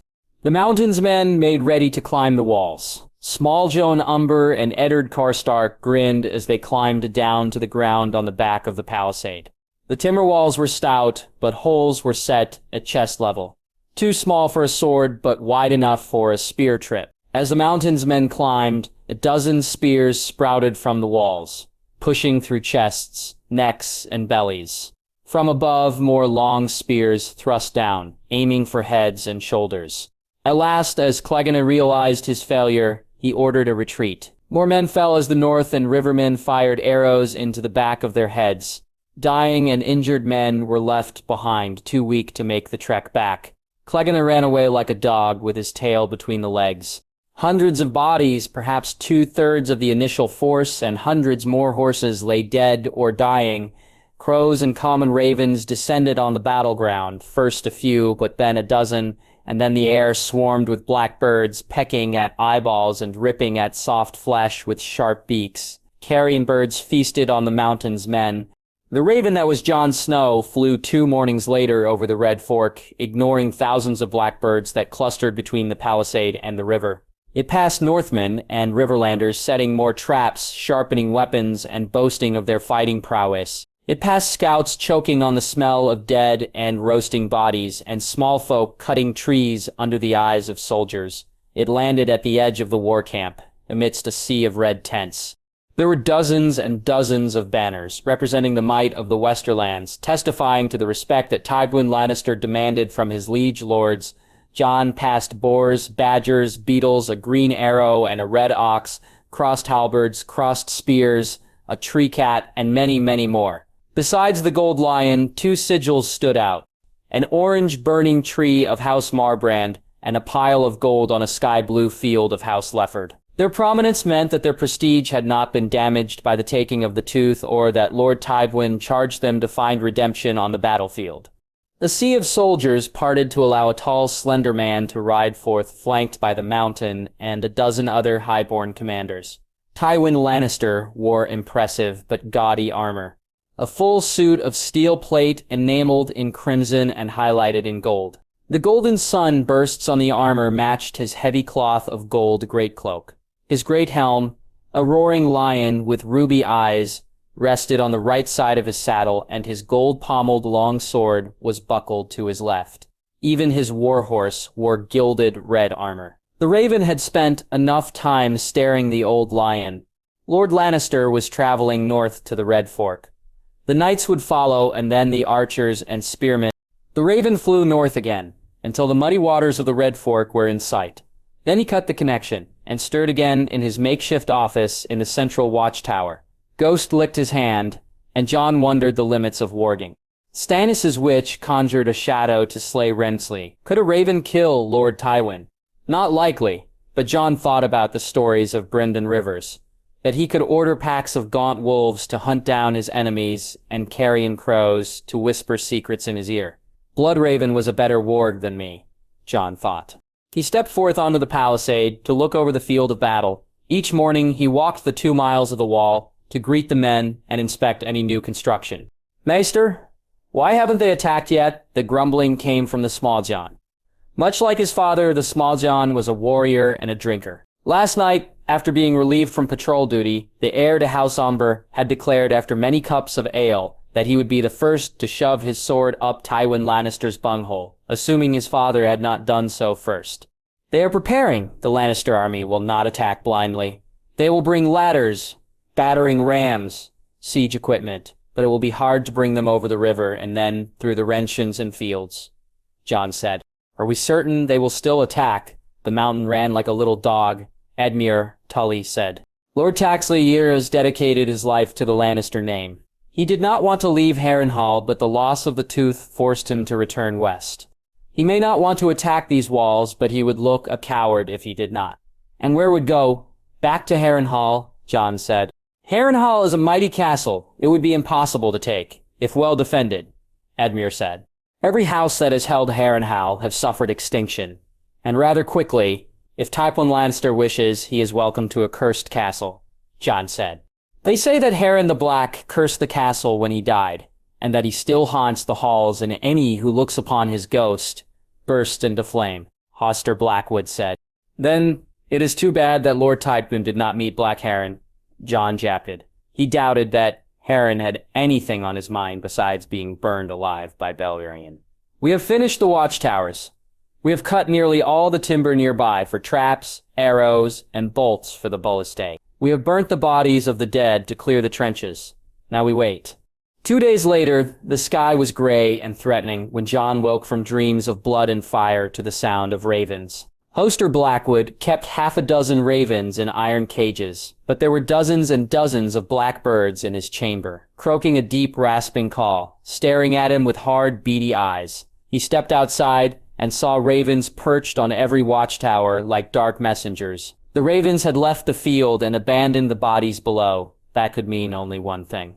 They expected fresh meat today. Jon walked out, ravens flying around him, Ghost at his side. The night patrols saluted him, and he dispatched messengers to wake up the other commanders. He stepped forward to peer over the edge of the wall. The Lannister army amassed on the south shore, and he could see siege towers with battering rams and platforms for catapults. Jon summoned Chat and his crew, and instructed them to prepare and bring the ballistæ up to the wall. Squires prepared a meal of warm bread, cheese, and watered-down ale. Jon ordered fresh barrels of dried beef and smoked fish to be opened, insisting that all eat and drink to keep up their strength. There were other fish besides trout, and Jon munched on smoked herring and anchovies packed in oil and salt. In minutes, the entire wall bustled with activity as men prepared for the battle.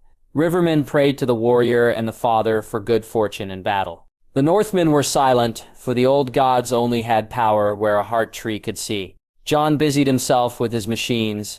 The 30 Caraballista were at the front of the wall, hidden by battlements. Each machine had 150 bolts to shoot. Further back, 4 trebuchets and 6 catapults stood, armed with heavy stones. Jon had concentrated all his siege machines near the center, with the Wintertown crew ready to fire a barrage of 10 bolts at a time. "What in the 7 hells are you doing?" the small Jon asked. Eddard Karstark had washed his long hair, taking extra care with the 2 braids that hung over his ears. He trimmed wisps of beard from his neck with a pair of scissors. "If I die, I want to look my best when I meet my ancestors at Harrenhal." The small Jon roared in laughter and then waved his massive sword in a circle. "The only thing they will care about is how much blood is on your axe and how many men you killed." "Not everyone is as ugly as you, Umber," Eddard replied as he returned to his grooming. "Are they always like that?" Tyrion whispered to Jon. "Like what?" Jon asked. "Savages ready to fight and die," Jerry said. Jon chuckled. "We are Northerners. The small Jon and Eddard are just passing time. It is hard to wait before battle." It had been 5 days since the mountains raid failed spectacularly. The Northmen were eager to fight. Thousands and thousands of Westermen began to wade across the river. Archers carried their bows and arrows above their heads, protecting them from the water, and spearmen marched in formation. Teams of horses and mules pulled wagons across. Jon could see the burning orange tree of House Marbrand and the brindled black and white board of House Harrenhal at the front, although there were many banners. The Lannister army stopped at the first ditch, 200 feet from the river. The infantry struggled to cross with difficulty, but the Highborn had a different plan. At the center of the ditch, men unloaded wooden planks, 20 feet long, to make a bridge sturdy and wide enough for 10 horses to pass. After 100 knights rode over, teams of drays, plow horses trained for heavy tasks, began to pull the siege towers. "Those must be 20 feet high. They dwarf our wall," Edmure Tully said. Indeed, the Lannister siege towers were higher than the northern watchtowers. "Then we will fight in the shade," Brynden Blackwood declared. The small Jon gave the Blackwood heir a hearty slap on the back and roared his approval. "We are not doing that either," Jon said. The Lannister army made it to the second ditch, 400 feet from the wall. Hundreds of soldiers were on the sides, but they waited for the cavalry to cross at the center. The Westermen had again built a bridge, and 8 horses in 2 rows pulled the first tower. Jon signaled to Chet, and the boy raised his arms to alert the other crew members. 5 for the horses, 5 for the tower. Fire! 10 6-foot-long spears boomed from the palisade, zooming through the air with deadly accuracy. The first bolt exploded through the head of the Lid plow horse and killed the horse behind. Jon's eyes were not on the many dying and wounded horses of the hapless team. 2 of the bolts stuck harmlessly in wooden base of the tower. One had knocked a catapult placed in the tower, plunging the machine into the bridge, but 2 other bolts smashed into the right support beams. If the frame had been bound in iron or steel, that would not have mattered. But the tower, poorly constructed with wood, listed to the side, and then teetered over. With a mighty crash, the siege tower fell, crushing soldiers and horses behind. "Master Snow, should we aim at the other siege towers?" Chet yelled. Jon shook his head. "Wait until the towers are closer, but kill the teams of plow horses. They are an easy target, and shoot as well at the knights, particularly near banners." "You heard the maester?" Chet yelled. "Fire again." Another third of the Caraballistas fired, and again horses screamed as they died. 1 bolt pierced a knight in plate armor and sank half its length into a nearby wagon. So the man was skewered and hung like a corpse on a gibbet. Then the last third of the Caraballistas fired, and knights fell as their horses died or ran for cover.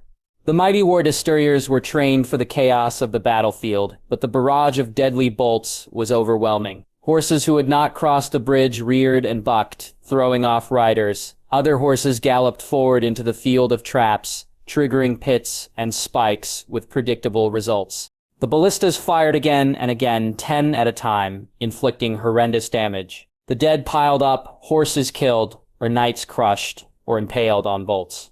The discarded banners of the western houses lay trampled on the muddy ground. The north destroyed a second siege tower as it attempted to cross. Master, what about them? Smalljon pointed at the crews behind the trebuchets and catapults. We save those for when the infantry mass for a charge. We want to kill men when they group together, Jon said. But until then, keep firing. On the wall, only the sound of ballista fire could be heard as the crews of boys aimed with care and then shot. On the fields, men and horses died in droves. The brutality of the northern attack shocked the Lannister forces, but the battle had only begun. The artillery had killed hundreds, but there were still thousands of soldiers left. There were many more men to be killed. A few miles to the south and west, Robb Stark held a conference of his commanders. He had 4 sets of forces, spears and infantry holding the river road, a mixed group of knights, archers, and infantry in the center, light cavalry and rivermen, outriders, and a hardcore of Northmen knights and elite infantry. The men on the river road, nearest to the Trident, reported that the Lannister army crossed the Red Fork that morning. How many men have passed the ford? And have we spotted Lord Tywin? Robb asked. 6,000 or 7,000, Lord Stark. We saw Marbrand and Crakehall banners leading the way. Many knights and wagons with siege equipment crossed, Harrenhal said. Lord Tyson has always favored commanding a strong reserve. He did so in the War of the Nine Penny Kings. I would guess he is over 4,000, and many will be his best fighters. He will use them to break our lines and attack our flanks, Lord Mallister said. Lord Laxford, Lord Latin, and Lord Serret command the troops on our side of the Trident near the river road. They have pikemen, spearmen, archers, axemen, and swordsmen mixed with some cavalry. Most of the knights have gone to attack your brother, but the largest set of forces guard the passage, perhaps 10,000 men. Wallace Manderly said. And where are the wagons of food and supplies? Robb asked. They were in the center between Lord Tywin and the troops at the Red Fork. Our scouts believe it to be thinly guarded, the Blackfish said. Lord Stark, near the wagons, my men have spotted a small force of 2,000 free riders, sellswords and green recruits fresh to war. They are all mounted, but with a strong attack. We may be able to sweep them away. Roose Bolton said, Aye, it appears to be an easy target. There are a few thousand infantrymen lagging behind and guarding the rear, but they would be slow to rescue the wagons. Tywin's knights have rushed north to do battle with your brother, Rickard Karstark said. The suggestion was clear. They could crush the Green Boys and force Lord Tywin and his commanders to expend men near the Trident to return south and defend the wagons. But how did Lord Bolton know that these were green recruits? And if they were fresh from the farms, city, and docks, then why would they be mounted on horses? If he routed that force, then Lord Serret could wheel back and flank the northern army. Rowe was certain his men could fight that off, but that was only one set of forces. If Lord Tywin were to launch his reserve from the east, they would be encircled. Robb's eyes narrowed. That small force was mounted so that the northerners would give chase. He wondered who knew about this trap. Lord Bolton, would you care to lead the attack on the supply train? Robb asked. The Leech Lord's face betrayed no emotions. Of course, Lord Stark. I can only give you 1,000 men. Your infantry will be needed on the road, Robb said. The Lannisters will outnumber my forces 2 to 1, Roose Bolton said. We will all be outnumbered. I want you to attack and then retreat. Tywin Lannister's army is a snake headed north. We will attack and then try to extend his line and draw it toward Lord Bolton.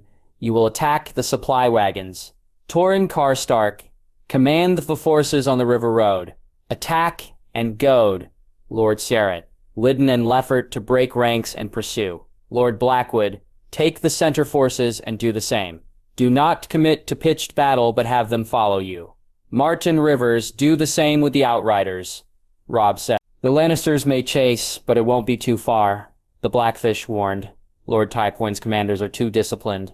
We don't need much, just extend their line. Robb dismissed his commanders to their orders. His guard remained. The Blackfish also kept Lord Mallister, the Pipers, the Vances, and the Brackens. He also called back Harrenhal Karstark and Wallace Manderly. The Karstark heir fumed, and Robb arched his eyebrow in response. Why are we not fighting? Harrenhal said. Northmen have always attacked, not hidden from battle. My brother is with your brother, defending the Red Fork against a horde of Lannisters. As heir of Karsold, I wish to do my part for the honor of the North. Robb waited a beat until he was sure that Roose Bolton was too far away to hear. He addressed his men and Daisy Mormeet. I held you back because you are my strongest, most experienced fighters, the best of the Northern and the Rivermen army, and I need you for the most important attack. So you do have a plan, Daisy Mormont said. Our center and left will be weak. Jon is also outnumbered to the north, but the Blackfish and I will have 6,000 men. Let their army chase and attempt to flank our other forces. We will attack the reserve directly. We will kill the Old Lion and win the war, Robb said. North of the Red Fork, the battle continued. The bulk of the Lannister army and most of the commanders were in the center, attempting to move wagons and mounted knights over the trench. Enough spearmen and archers had crossed that Jon had sent Edmure Tully and Brynden Blackwood west and Small Jon and Eddard Karstark east on the wall to fend off invaders with ladders, battering rams, and siege hooks. Jon raised his hand. The first line ceased firing, and then slowly the second line shot less and less. Finally, when they finished, the third line began to take more time to reload, until it appeared that all the ballista had run out of bolts. A ragged cheer broke out on the field below, and the mounted cavalry began to form lines. Under withering arrow fire, foot soldiers had attempted to disarm traps, fill pits, and clear a path for the knights. The intrepid men, armed with crude shovels and pickaxes, had made it as far as the final water-filled trench, where with a row of shields over their heads, managed to build a makeshift bridge. Almost all of them were dead or gravely injured, but Jon applauded their courage. Time passed slowly as the forces arranged themselves on the field below. Jon wondered how the Westermen planned to navigate the final 30 feet to the wall.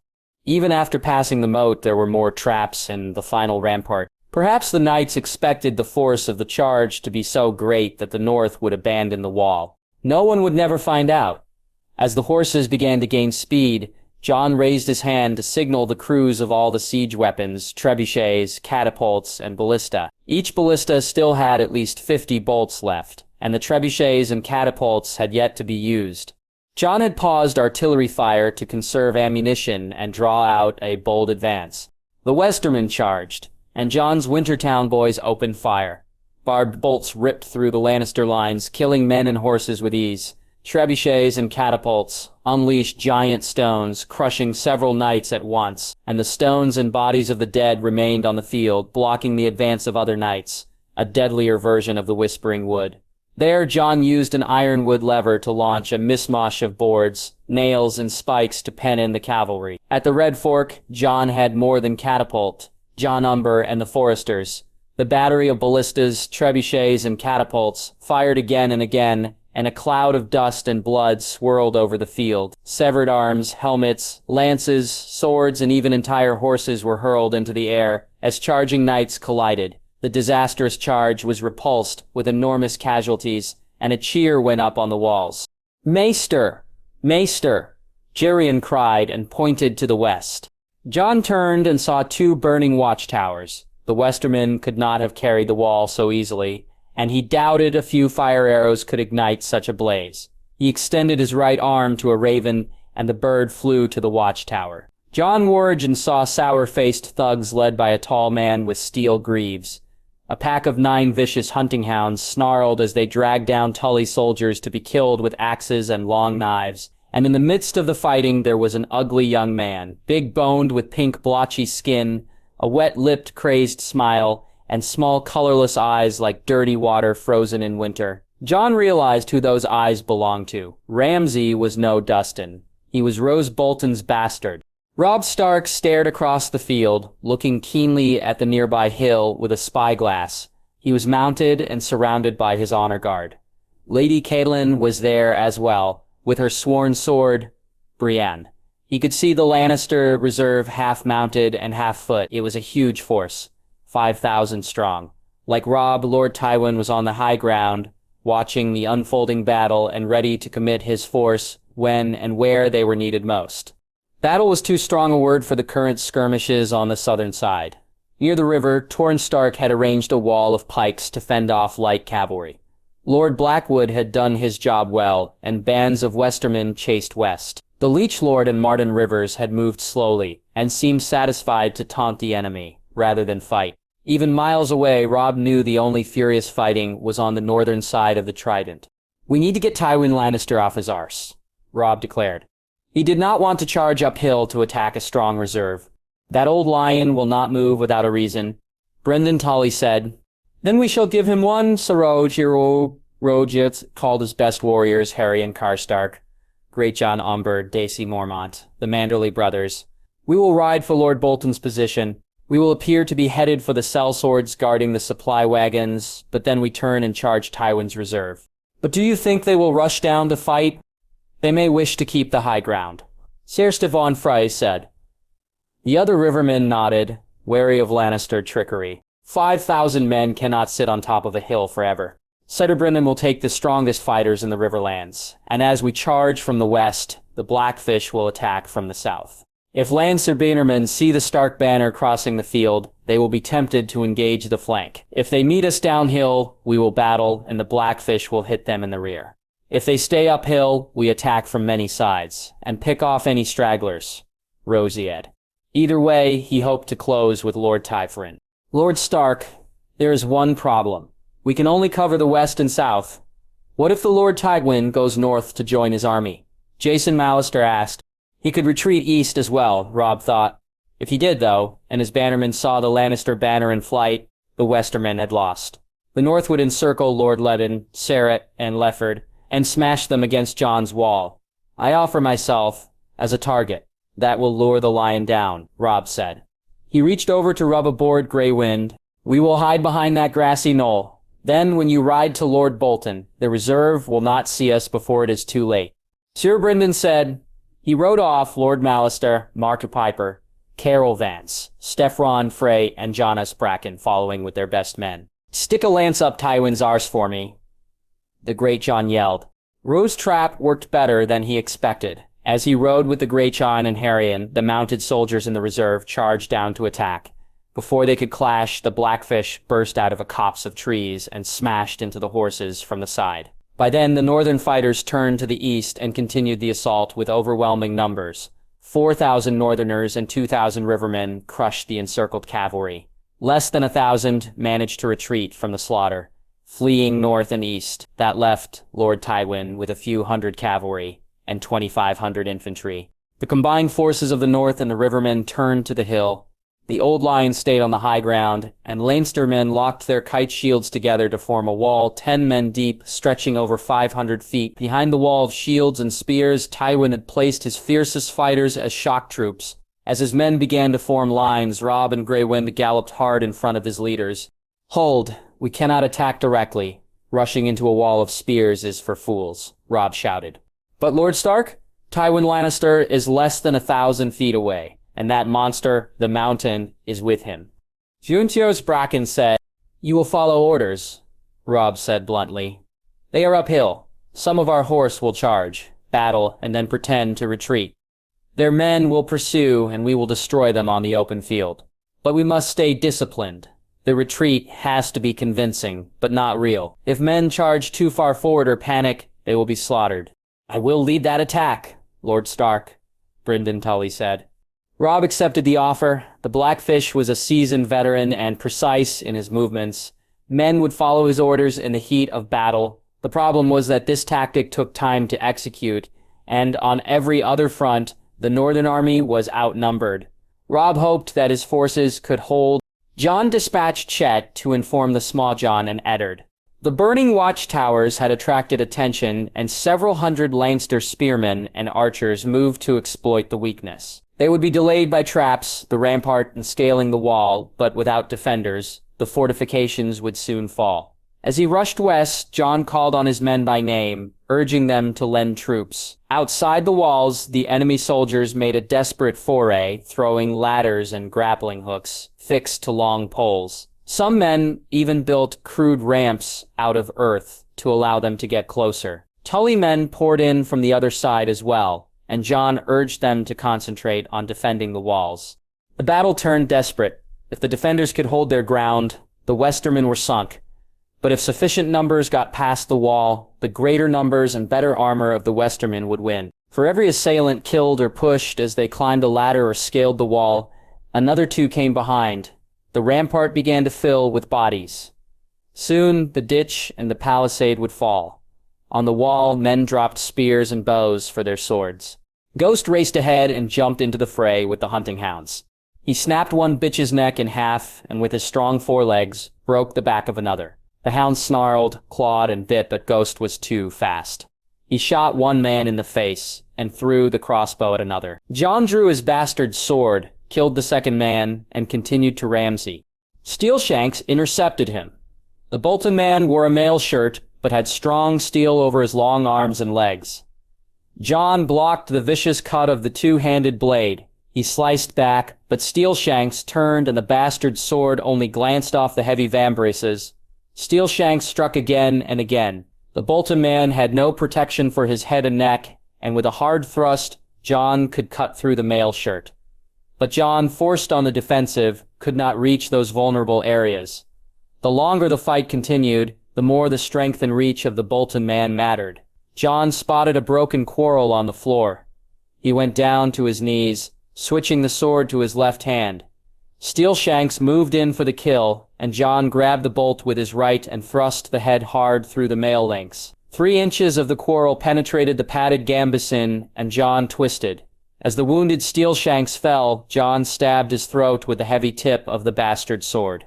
When he stood up, a quarrel slammed into his breastplate. At 200 feet, the shot would have glanced off the heavy plate, but Ramsay was firing from point blank. Jon went down again to his knees, and another bolt hit the left pauldron. The bolt head penetrated the shoulder, but the heavy metal dome absorbed some of the force. Ramsay cocked his crossbow once again. The great Jon Snow, the most feared man in the north. I will flay your skin for a cloak, or perhaps I will use your wolf. His fur would be warmer. Ramsay chuckled. Did the Lannisters put you up to this, or was it your father? Jon said, trying to buy time as he groped for Steelshanks' dagger. Wouldn't you like to know? Ramsay lifted the crossbow and fired past Jon's shoulder. The small Zon Umber and Eddard Karstark had arrived, but they ducked as the quarrel hit the wood beams. To the west, Jon could hear Eddard Tully rallying his men. An injured Ghost fought the remaining hounds. Nothing you do matters now, Ramsay said, pointing to the bottom of the palisade. 2 men with broken teeth and dirty faces were chopping a hole with axes. Soon, the Lannister men would burst through the fallen wall. Your dire wolf killed some of my girls, but I can always replace bitches and boys. The bastard of Dreadfort smiled and knocked his crossbow. Then a howl, long and harrowing, came from the north. Nymeria could smell the dying horses from miles away. Her pack was hungry, but even a dire wolf feared hundreds of men with sharp sticks and metal claws. She thought of going north. North was the summer snows, the warmth of a little girl's bed, and the great forest where her brothers hunted when they were no longer pups. But then she sniffed the air and caught the scent. Her brother was close, somewhere over the water. Nymeria growled and her pack whined and then stood to follow. She dived into a muddy river, swimming swiftly to the other side. They ran through rills and brooks and turned south and west. The she-wolf saw a wooden wall, flames, and a dire wolf with thick white fur, red eyes, and a bushy tail. Her brother fighting with 3 ugly hounds. The bodies of 6 other dogs lay dead on the ground. Nymeria howled, and her pack howled with her. The she-wolf sprang at the closest brown bitch and tore off a front leg cleanly at the shoulder. Ghost rushed, and his jaw clamped on the neck of another hound. Ramsay turned his crossbow to the dire wolves, but Jon jumped up and grabbed him by the waist. As Jon slammed him to the ground, Ramsay fired, the bolt ripping through the armor on Jon's right arm. The many folds of steel riveted together to form the vambrace and gauntlet absorbed some force, but the bolt head still lodged into his upper arm. Jon grabbed the unloaded crossbow and bludgeoned the ugly face into blood and broken bones. He locked his steel gauntlets about the meaty neck and heard a loud and satisfying snap as Ramsay died. Jon slammed a dagger through the right eye to be certain. Behind him, the dire wolves had finished the last hound. Jon stood up to see Smaldune Umber, Eddard Karstark, Edmure Tully, and Brynden Blackwood holding off a swarm of Lannister swordsmen. The Bolton men had weakened the fortifications, and the wall was about to fall. Dozens of Westermen surged up into the palisade. Ghost slinked to his side, wounded but still determined. A fierce dire wolf with golden eyes accompanied him, and she boldly rubbed her muzzle against his injured arm. 100 of her little gray cousins prowled behind. Wolves, he did not have enough men, but he had wolves, and they wanted to be led. Jon turned to them and howled. Nymeria sang, and wolf after wolf joined the chorus, as the pack bonded and prepared to pounce. Then Ghost, the wolf with no voice, led the attack. Hundreds of fierce beasts snarling and biting at Lannister men. The wolf pack killed without mercy. Jon reached out for the ravens. There were hundreds of ravens, and thousands of crows, carrion birds, looking to feast. Jon pushed his mind, and he soared into the air, his mind seeing not from one set of eyes, but dozens, then hundreds, then even more. He could see from 1,000 eyes, crows, ravens, a white dire wolf, even his own. Some Westermen still attempted to scale the walls, pressing the exhausted defenders hard. Many lay dead or dying on the field. Jon reached out, and a vast cloud of birds abandoned their roosts. They swooped down, attacking with talons and beaks, pecking at eyes and fingers. A giant conspiracy of ravens and crows flew from the palisade and turned the sky black and day into night. Maester, Jed and his crew had driven several teams of horses, pulling the ballistas to this part of the wall. A strange silence fell over the Wintertown boys.